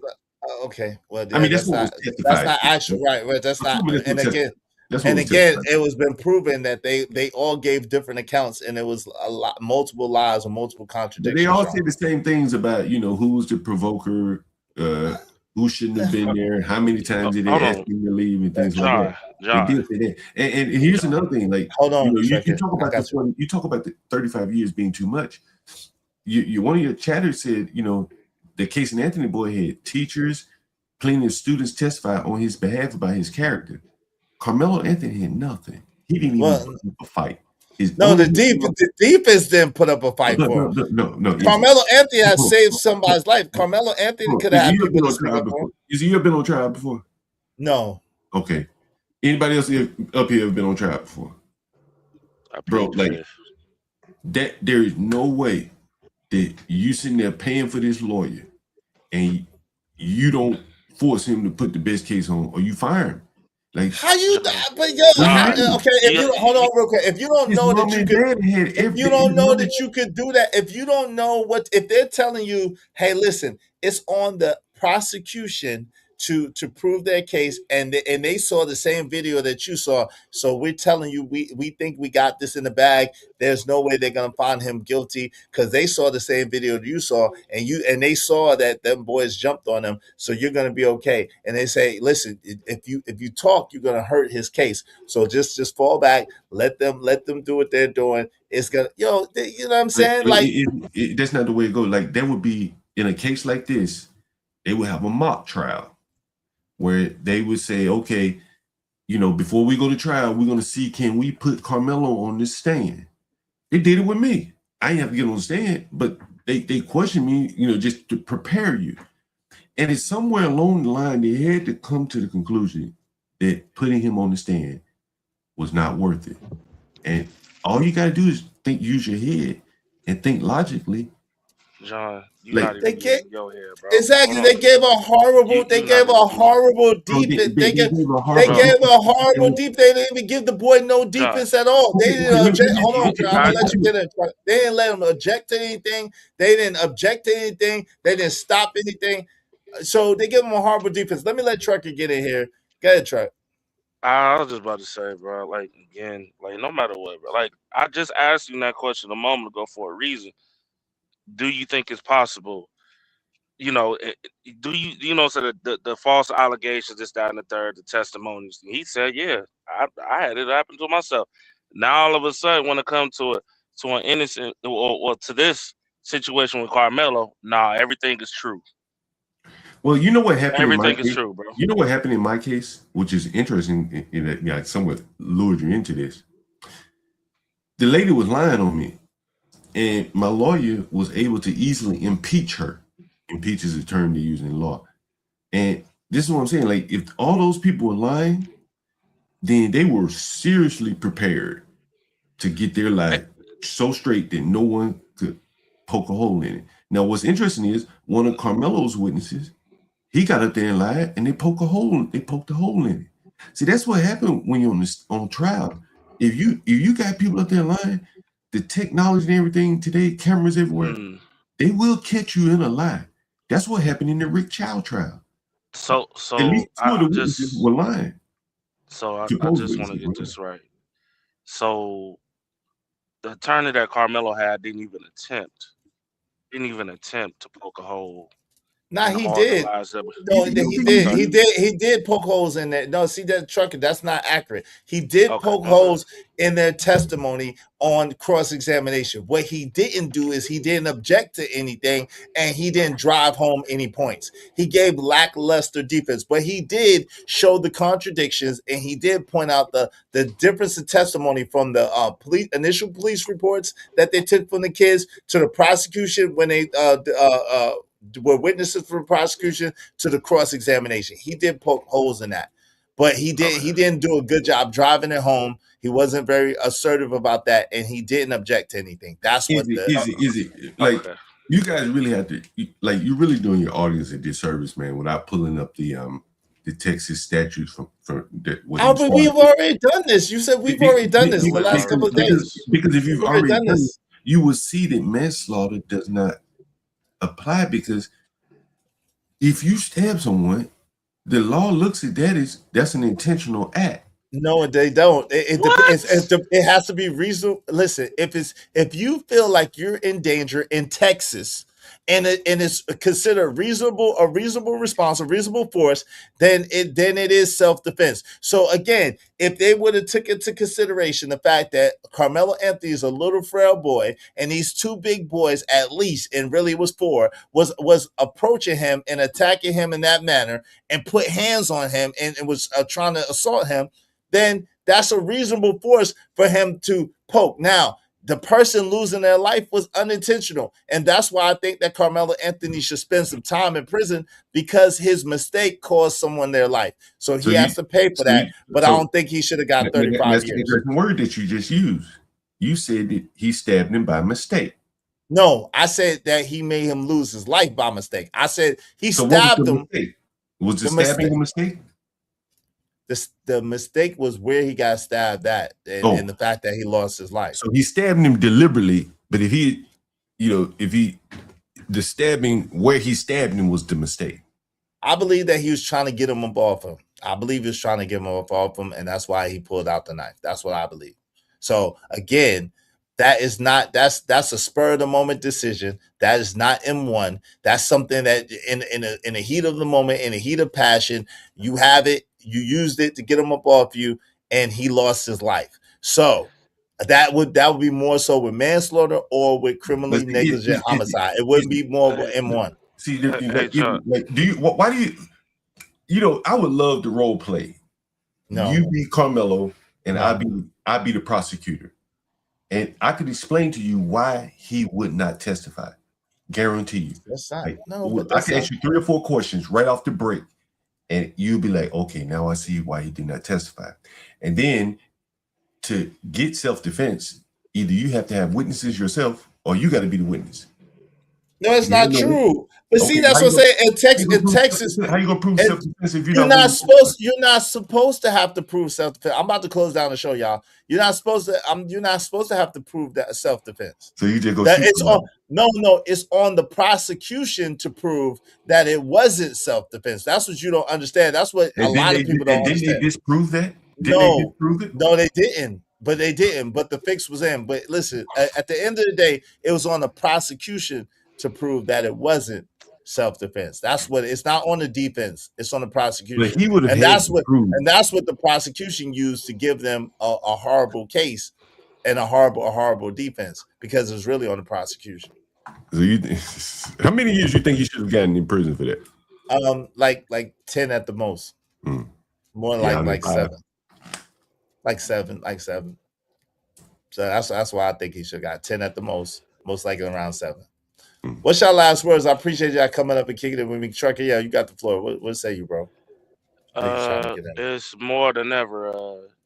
I've never seen as many black folks so damn happy to just fight to lock a nigga up. a kid, a young innocent kid, to be honest, a good kid. So hey, keep exposing yourselves, bro. That's all I could.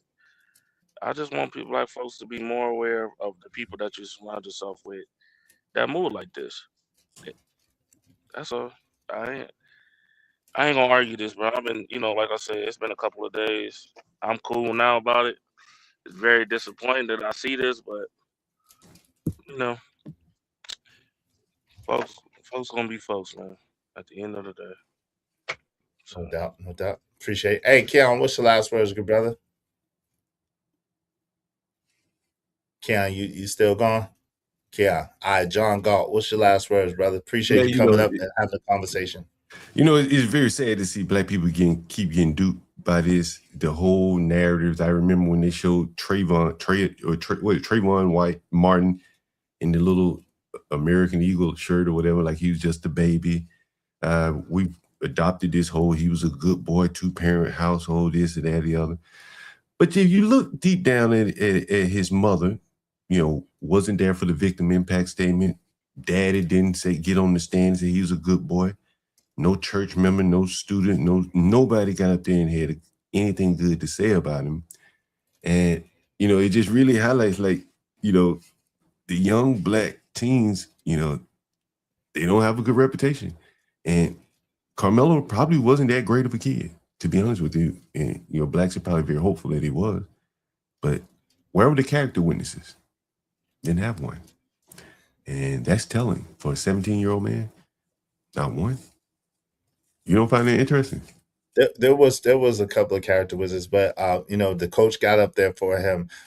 One of the dudes got up there for him, and then also one of the police officers got up there for him. So No, there was I'm talking about once he had been convicted, they have time before sentencing to go up there and give because his well, mother. again, that's a hard listen. Again, the problem was he had a horrible defense attorney that did not give him a fighting chance. That's the whole thing. So with the fact that his defense attorney didn't give him a fighting chance, didn't try to fight for him, didn't try to get him any kind of relief. That's why I said it seems as if that attorney was in on it. They didn't try to give him no kind of advocacy at all. But when his mother got up on the witness stand, they had to prep her, right? Shouldn't she have said, "Hey, since I'm getting up here, why don't his daddy get up here? Why don't we go to the church and get the preacher to say something?" Yeah, bro. But you are assuming again. You're assuming a lot. Again, they said from their mouth that they was told, listen, the less you say, the better. Because if you get up there and start talking, it's going to be bad for Carmelo. They was told that the prosecution did not approve their case, and so Carmelo was probably going to go home. That's what they was told. So they was trusted. And listen, if you want to call them foolish for trusting, if you want to call them naive for trusting, that's probably more fair of an assessment. But to try to make it seem like they're the lawyer or they should have known exactly what to do is it doesn't make any sense at all. You're acting like they're attorneys. Like they know they don't know the criminal justice system. They ain't been they ain't been on trial. But they've been billed as being highly intelligent, 2-parent household. They got money. They should know some lawyers or know somebody that knows. Why should they if they've never been in trouble in that way? Why should they have known? That doesn't make sense. If you live in that neighborhood where they live and supposedly he was this wealthy, I bet you probably could. I don't know any criminal lawyers where I'm at. No, I don't. But you may know somebody that knows a criminal lawyer. I don't. I would have to dig like hell. No, I don't. I don't. You're that far removed from to knowing a criminal lawyer, right? I don't know You don't no know anybody. criminal lawyers. You don't have any lawyer friends. Not in my area. No, I have a lawyer friend, but he doesn't practice that kind of law. But no. he should probably refer you to a criminal lawyer. He might be able to, but that's what I'm saying. Those people refer them to that lawyer. Is the point. The point is, listen, family, this is the intelligence. Y'all are weird, bro. Intelligence. Listen, you're an expert. You talked about being a subject matter expert, right? A SME, right? A subject matter expert. So the thing is about being a subject matter expert is I might be excellent and have a high capacity of mathematics, but that doesn't mean that I'm a historian. That doesn't mean that I'm a nuclear physicist. It means that I have a high proficiency in math, I'm a subject matter expert in math, and I have common sense, and I'm an intelligent person. But I might not have, like, if you put me in, basically, if you put me in marine biology, I don't know nothing about marine biology. So I'm gonna be a proverbial fish. I'm gonna be a proverbial human in the fish tank. I ain't gonna know nothing about it. So you putting a person who's not an expert in a situation and expecting them to have an expertise or a knowledge of how to move and maneuver. That doesn't make any sense. All right. It doesn't make any sense at all. See, just because you're a good, let's say for the sake of extreme imagination, you are the best landlord on the planet. That don't mean that you could be a forensic accountant. Mm-mm. That doesn't mean that you know marine biology or rocket science. You're a great landlord. So that doesn't mean that you would know a criminal. If you ain't never have no criminal past, you wouldn't know no All right, criminal lawyers. let me tell you what I did. So I caught a gun charge, right? Mm-hmm. I And I said, figured. well, what lawyer should I hire? And How old were you at the time? probably Carmelo's parents' age, maybe a How little bit old more. was you? How old were you Let's at just the say in the time? 20s. It was maybe in my 20s. Okay. So I hired a lawyer that was well known fighting Second Amendment cases in DC. Mm-hmm. Like, that made sense to me. You know, I wasn't a lawyer, but I said, if I got a gun charge, I'm on a lawyer that fights guns. The lawyer that Carmelo hired, he wasn't like nothing. He was a real lawyer. He's well regarded, but he just didn't have anything to work with, bro. There just was nothing there. That's not what Yeah, you just went to that. That's not true at all. It's not true at all. At the same time, listen, there's matter of fact, see, you did this. So someone else came up, someone else actually came up with what they would have made Carmelo's defense. It was a white guy, actually. Shout out to that. Let's get into this. Let me play this. Let me put this up here.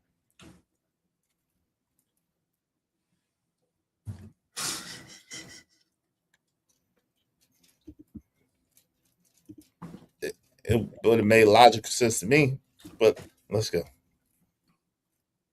Let me play this real quick. Oh shoot, is that what freak? Oh, that's one.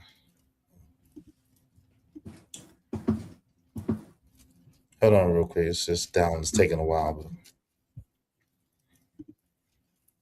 but I believe I could have did a better job of bringing this case than the defense attorney did. He didn't offer no defense. You said it yourself. He didn't give him no defense, and it wasn't because he couldn't. It's because he didn't. But let me show this. What would you have Hold on, done? real quick. Hold on. Wrote a closing for this case. Do you want to give us the closing? What you had happen was you had a rainstorm in Texas, and the kid goes first to the dugout, and he's hiding in the dugout trying to avoid the storm. And the baseball coach comes over and runs him out of there. And then he walks over to another tent, and he comes into that tent and he sits down. Nobody's telling him to leave. He's trying to get out of the rain, and he's just waiting. And then you have some other kids come up in a very athletic, jock manner and mentality, and they start flexing on him that you're in our tent, you need to get out. Where is he supposed to go? It's a rainstorm. He's not doing anything wrong. And then they start pushing on him, and they start creating this us versus you concept where this kid is left with not very many decisions and only milliseconds to make them. And in that process, he is touched first by the other kids. He has absolutely no idea why he's being treated this way because he just fled a rainstorm. And he's sitting there. And once they put their hands on him and he starts to feel fear of being ganged up on and beat on, he makes a decision, pulls a knife out. You heard that word where he said he starts to feel fear? Yes. That's of being ganged up on and beat up on. Yeah. I'm not disagreeing with any of that, right? Let's assume all that's true. The problem is the only person that could attest to that would be Carmelo Anthony. No. He did not get on the stand, right? Like, you got to ask yourself, why didn't he get on the stand and explain? Hold on. You have to ask. Hold on. You have to ask yourself, why didn't he get on the stand and explain it just like this man is saying? Make your case for defense. bro. Anyway, and does one direct, I'm going to call it a punch because it's not even a stab. The state's own expert testified and agreed that it was a defensive stab wound, not an offensive stab wound. the state's evidence testified that it was a defensive stab wound, not an offensive stab wound. That's important. Based on that evidence alone, I don't know how you can form the level of intent required to return a guilty verdict for murder. He was absolutely intending to protect himself and to get away from that situation. At no point have you heard a single piece of evidence that shows that this kid was intending to kill this other person that had assaulted him and had other people backing him up. Something along those lines, I think is what I said. Texas, you wrote a close. So again, that was something that was better than what the daggone other guy came up with. That was something. The state's own examiner said it was a defensive wound, not an offensive wound. That in itself lets you know that it was self-defense. So meaning that someone was attacking him, he pulled it out, and they got poked. Carmel, yo, do you understand how much of a daggone assassin you gotta be to literally go through with that size of weapon to go through and actually try to delete somebody? You gotta be a daggone ninja. He ain't no ninja. He's Enigma. He ain't no ninja. So at the end of the day, it was absolutely self-defense. And it was not intentional. He didn't mean to delete that young man. And it's unfortunate that he lost his life. You But think the fact, what? But hold on, Izzy. You just said something interesting. You said you think it was self-defense, right? absolutely. So why do you think he should get prison time? Because someone lost their life. Like I said, I think that he intended on defending himself, but I don't think he intended on deleting him. So the fact that hold on, I'm answering. So the fact that in his defense someone got deleted, that's why he should get some prison time. That's why, because a life was lost. Even if it's the same way as if you're driving down the street and you accidentally delete somebody, then I would say that you deserve some prison time, even though you didn't do it on purpose. Your negligent action cost someone their life. That's what I would say. You do see that that's illogical from a legal standpoint. If you're saying that he's innocent by way of self-defense, he should not be doing any prison time. I never said innocent. But if you said that he exercised self-defense, then he shouldn't do any prison time. Unless I think there's something like an imperfect self-defense. Well, it's a criminally negligent homicide, meaning that. So now you get right. That's what that is. But the first point you made though was illogical. He should do. It's not illogical. No, it's not illogical. If you're saying it's self-defense, it's not illogical because he intended. He intended to defend himself, which is self-defense. He did not intend for that young man to lose his life. Hold on. So the fact that that young man lost his life as a result of him pulling out the knife to defend himself, then that is criminally negligent homicide, or at the very most, it is manslaughter. So those two things would cover what I'm talking about. So it's not illogical. They actually have charges that actually would cover exactly what I'm talking about. So what you're saying is, if I'm not challenging you, I just want to get it right. Your thought process. If you exercise self-defense and kill someone, delete someone, you should go to prison. It depends on the circumstances, situation. Okay. But I'm saying, like, if you execute perfect self-defense, should you go to prison? Again, it's circumstantial. In this particular case with Carmelo Anthony, I believe that he made a mistake. Okay. But because he made a mistake does not exonerate you from consequence. So he made a mistake. He made a bad decision. The bad decision was to poke that kid with that knife, even though he felt like he was protecting himself.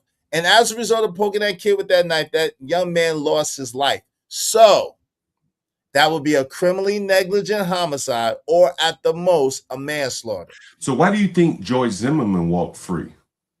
Bro, like that's a total different case. I don't know enough about the George Zimmerman case to know anything about that. No, that's not true though. Because Right. guess what?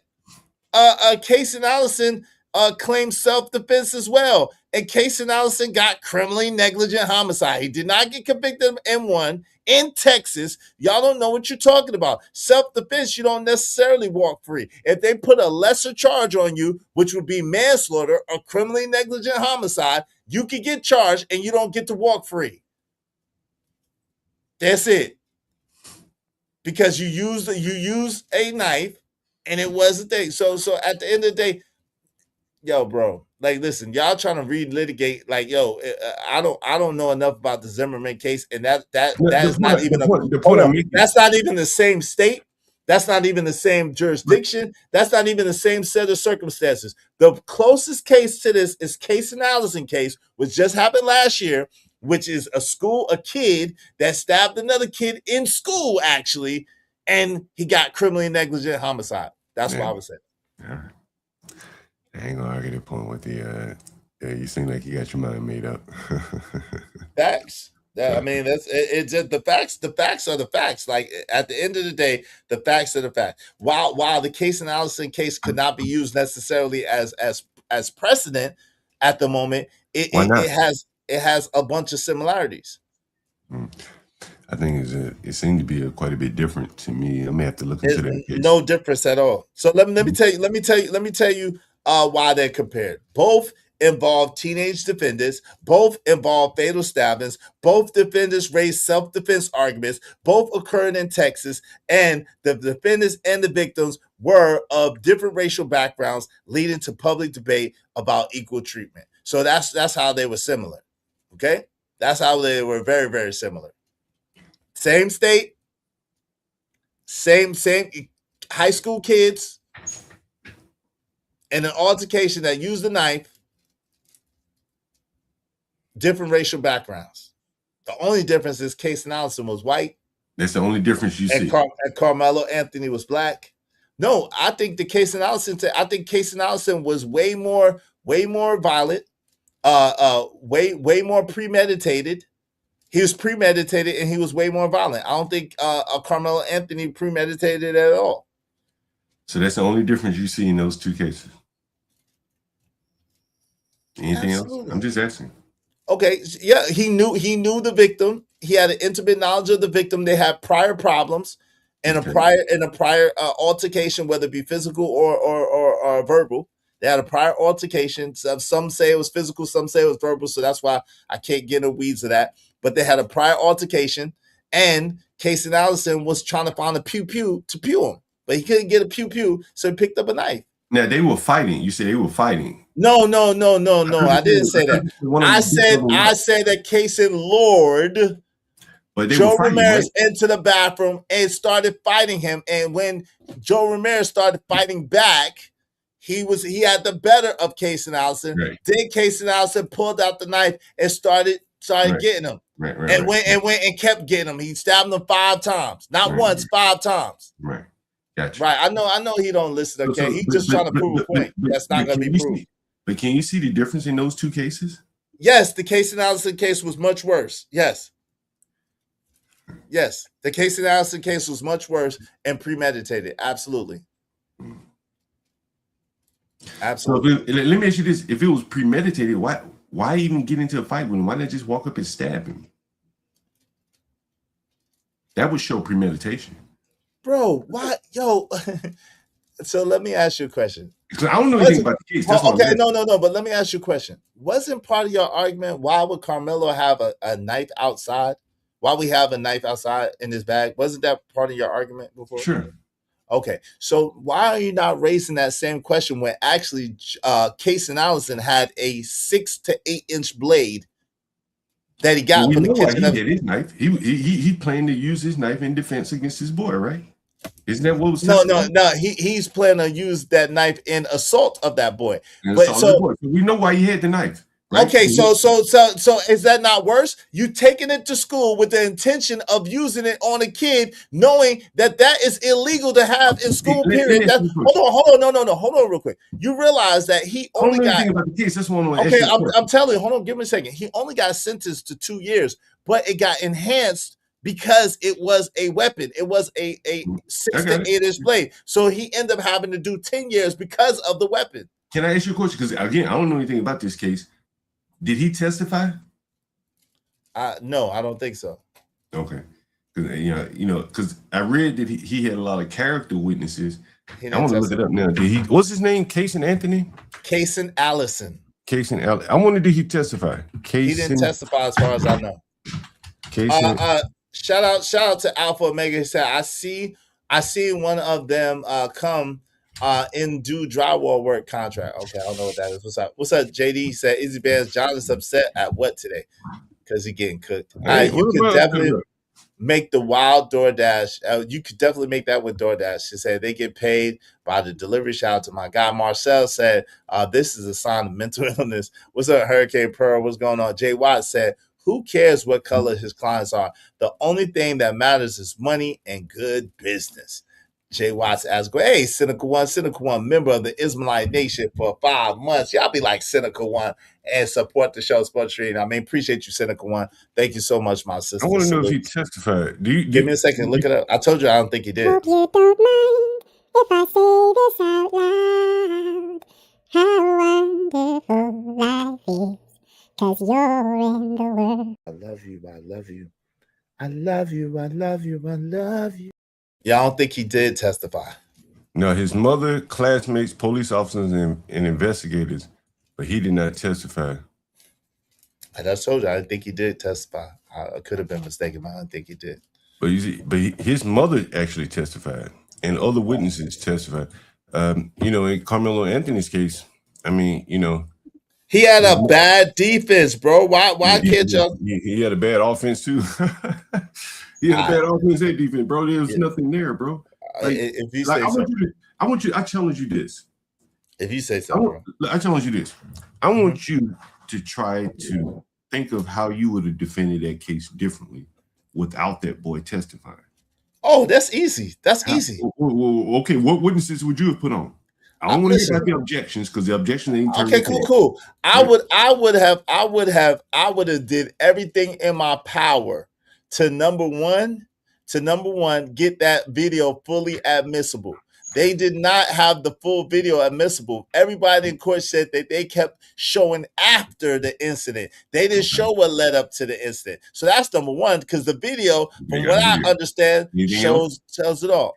But beside that, I would have went heavy on the state statutes of what is considered a weapon and what is not considered a weapon. I would have went heavy on that. Anything else? The third thing I would have did is I would have emphasized the contradictions in the kids' statements, and I would have showed that each one of them kids, literally minus 3 of them, admitted to being right there and telling Carmelo and being at the forefront of telling Carmelo to leave. So I would have showed clearly how Austin and his group aggressed upon Carmelo, and they were actually trying to bully him and push him out. It wasn't just Austin that approached him physically. It wasn't just Austin that put his hands on him physically. But I would have showed empirically that it was more than one person that put his hands on him, and he felt threatened. And I would have drove home the disparity in height, the disparity in weight, and then I would have absolutely showed Carmelo's medical records as far as the epilepsy, as far as the arm. And I would have made a clear case of why he might have been afraid, why he might have been in fear, and why he might have had to pull that blade, felt like he had to pull that blade to defend himself. That's what I would have did. Now, some of those things you would have had to put Carmelo on the stand. No, you wouldn't have. Not at all. Okay. Not at all. Okay. How were you going to get the epilepsy in there? You don't have to epilepsy. That's his medical records. You can get a. And I would have got expert. Yes, and I would have probably put his doctor on stand. But then beside that, I would have got an expert that talks about if you have epilepsy and you get in a fight And then what happened in that particular case? I spoke about Okay, that. and then as the prosecutor, I would say, explain how he was able to play football and want to pursue D1 football with epilepsy. I'm glad you Right? asked that. Like, So you'd be like, I'm what? glad you asked that. So if you're familiar with CTE, what happened is Carmelo actually recently started having these seizures, and that was the reason why his football career had to be ended, and that's why the reason why he stopped doing football. Actually, Carmelo is in physical therapy now. This is his physical therapist. He was actually supposed to go to physical therapy right after that track meet. Carmelo actually was not participating in the track meet. He actually was there as a volunteer. So I would have showed that I didn't need Carmelo for any of that. I could have showed that with the experts. I would have went in on that. I would have showed showed overly that first of all, now I'll be honest with you. I would not have went for if they tried that shit where they had got rid of all the black witnesses, black jurors, excuse me. I would have went hard to get a change of venue, and I would have said that he couldn't get a fair trial in Daggone in that county. That I would have raised hell that he couldn't have got a fair trial in Collin County, especially being that he didn't get a jury of his peers. So I don't know. That would have been a hangup. They would have had to fire me because I would have made such a big deal about that shit that they wouldn't have been able to move forward without at least identifying the change of venue or at least giving me some jurors that would see my side of now the you're argument. saying that the fact that there were no black jurors is like further evidence that he didn't get a fair trial. You think not? Well, I'm asking you. Do you think not? I'm asking you. You think not? I'm asking you. I gotta get ready to close this down. I see you back there, ponder. I'm about to close this down. I'm about to close this down. Do you think that whites can fairly judge blacks on a jury?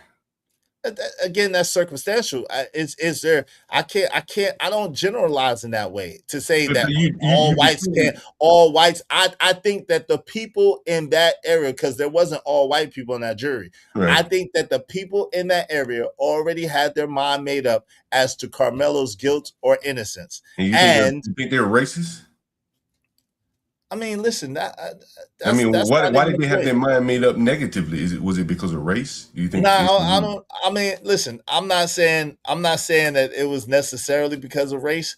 I think that the defense, again, I think that they already had their mind made up, and even though the burden was on the prosecution, I believe that in their mind the burden was on the defense, and the defense didn't do anything to be able to help Carmelo out. So what you're saying is that if the jurors already had their mind made up, do you think they lied to get on the jury? Yes, I believe some people lied to get on the jury. Absolutely, without question. Yes. Yes. Absolutely. Very interesting. Absolutely, I believe some people lied to get on the jury without question, without a shadow of a doubt. To convict him. Because if they lied to get on there, clearly they convicted him. So they lied to get on there to convict him. You see how fam. Listen.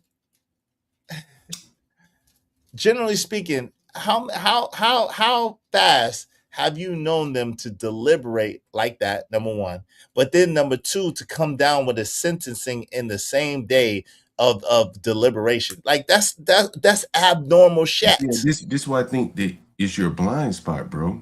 Like the boy had very few character witnesses. That's no. Stick to what I just said. So hold on. Don't try to tell me about what you want to tell me about. Stick to what I just said. The point that I just made, I want you to address this point. I said when, because you know criminality and you know court.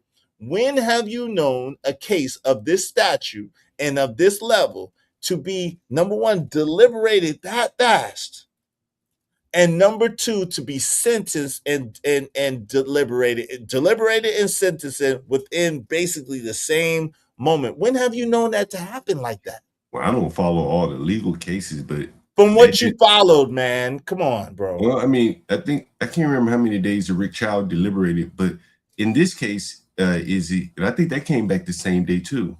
But in this case, like you have to.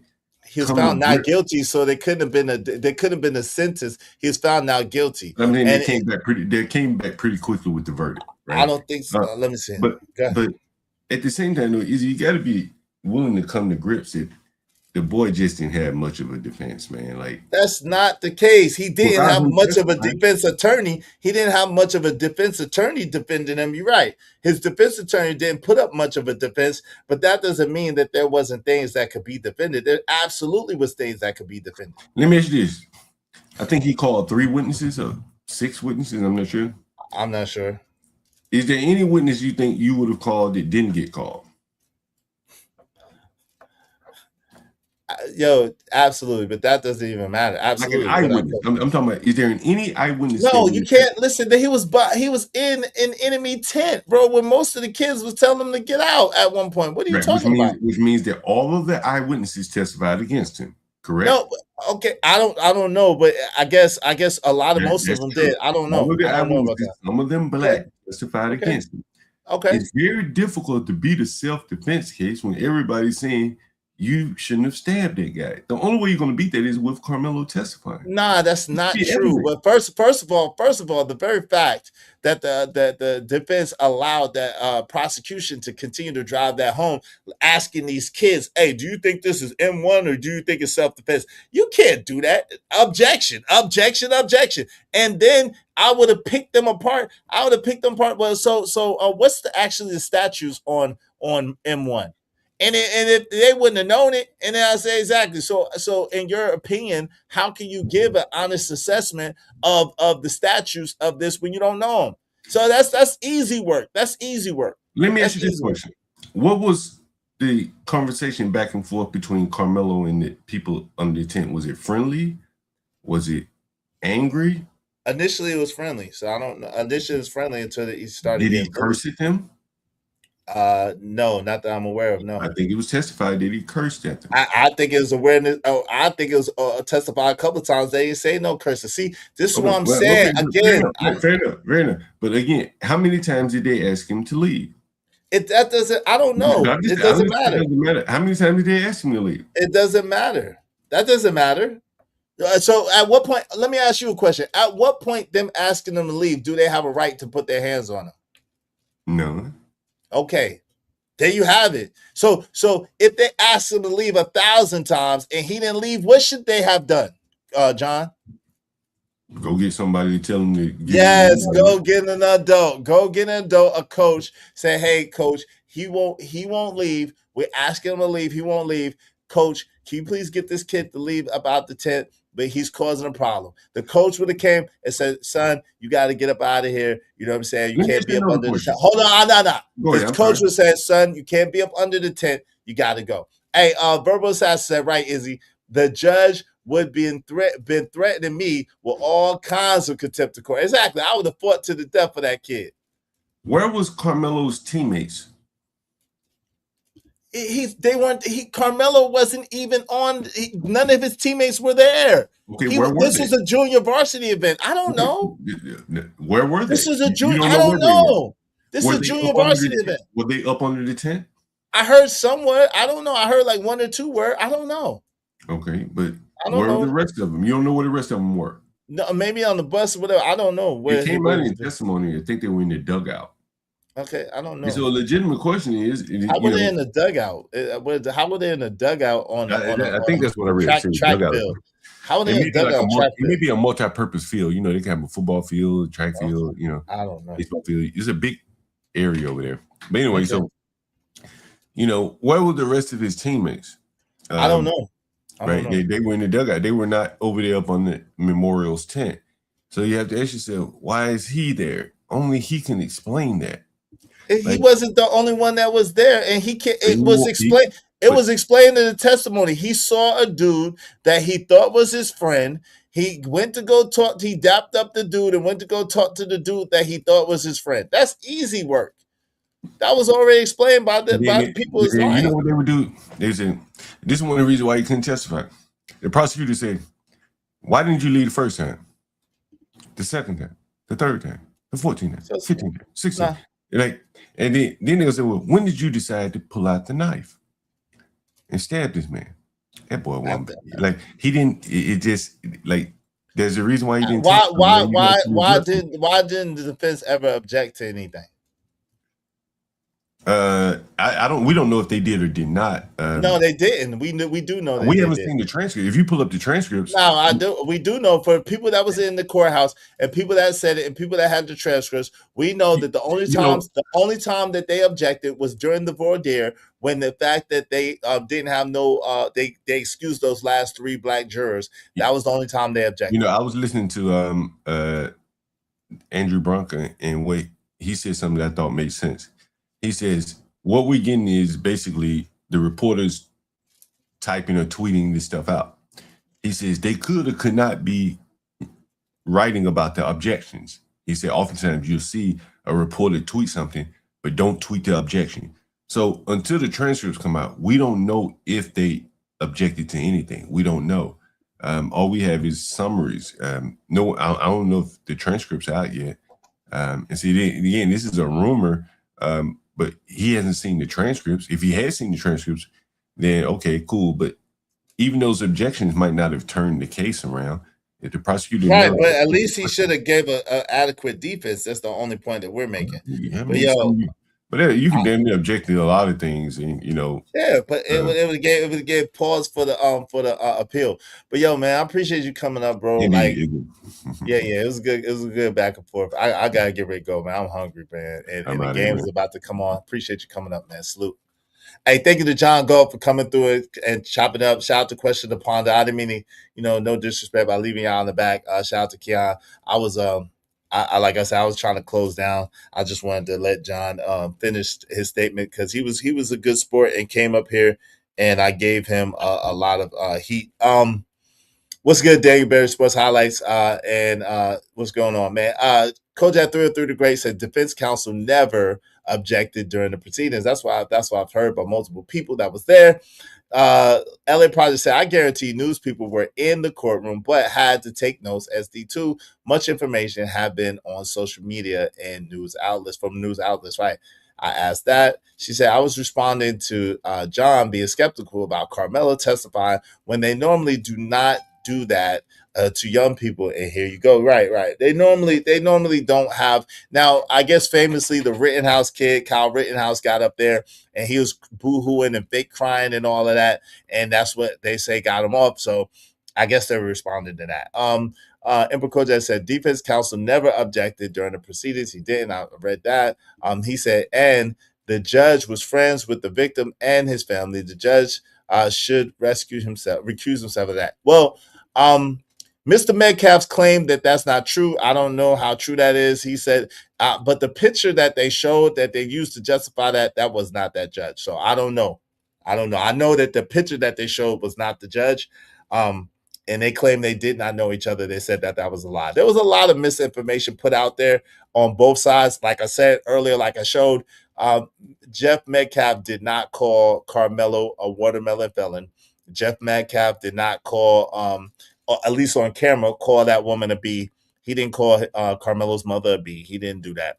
And he did not basically tell Carmelo's uncle to pull up. He didn't do that. So that was AI. It was AI. Unquestionable about it. I showed it. It was AI. All right. That's a very reasonable argument, Izzy. Thank you. I appreciate it. Hey, shout out to everybody that supported the show today. I really, really appreciate you. Shout out to JD1975. Shout out to John Galt. Shout out to my anonymous guest. Shout out to Jay Lewis. Shout out to CJ Bush. Shout out to Freedom. Shout out to Cynical One. Shout out to Verbal Assassin.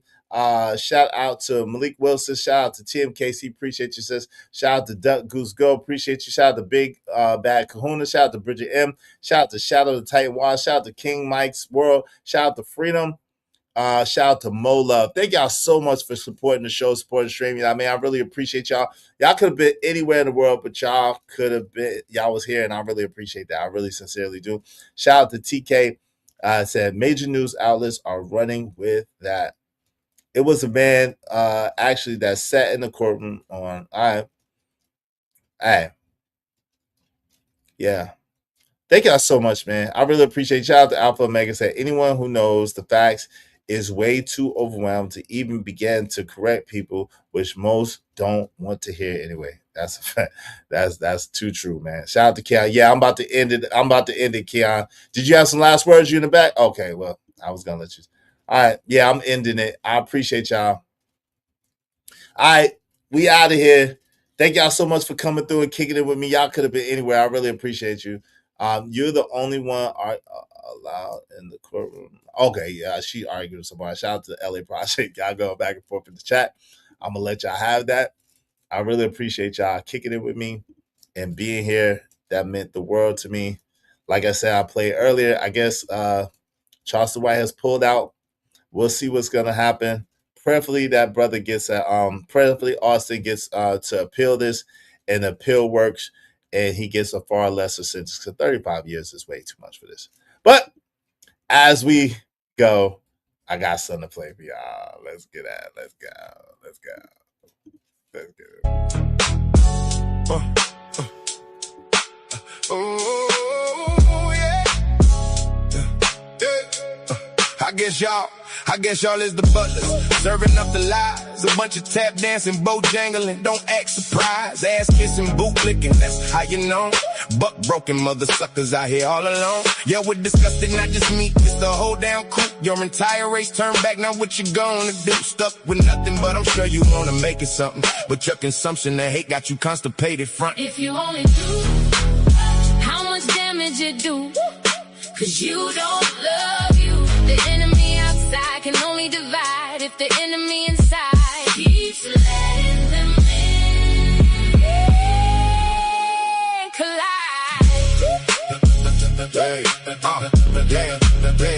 Why you wanna play a hate on me? Man, Stevie Wonder see ain't objective. All this ignorance deflecting. Can't fix your face to spell equity. You just a mess, totally blind. Can't you see the enemy is enemy? If you don't love yourself, how you gonna love anyone else? Respectfully, it's neglecting, bro. No matter how long you beg for crumbs and Scooby snacks, your ass is done, reality's attack. If you only knew how much damage you do, cause you don't love you. The enemy outside can only divide if the enemy inside keeps letting them in. Collide. You only knew how much damage you do, cause you don't love you. The enemy outside can only divide if the enemy inside. Mirror, mirror on the wall, what's the truth? Who's the fool? Fall into the trap with your back against the wall. Can't rise up, can't see it clear, burdened by your shame. Sick of playing victim when you're the one to blame. Dig deep, look around, all those lies you confound. Turn the lights on, face the hurt, see what you found. We moving forward, can't let them hold you back. Connections to the truth, put your life on right tracks. This is more than just a song, it's a call to arms. Stand up, break the chain, show them all your charms. It ain't how you start, it's how you finish strong. But ignorance ain't bliss, can't keep rolling like nothing's wrong. How much damage you do, cause you don't love you. The enemy outside can only divide if the enemy inside keeps letting them in. Collide. So listen to the message, let it settle in your heart. Change is real, you feel it's time to take a part in the movement. Break the chain, stop with the lies, and maybe one day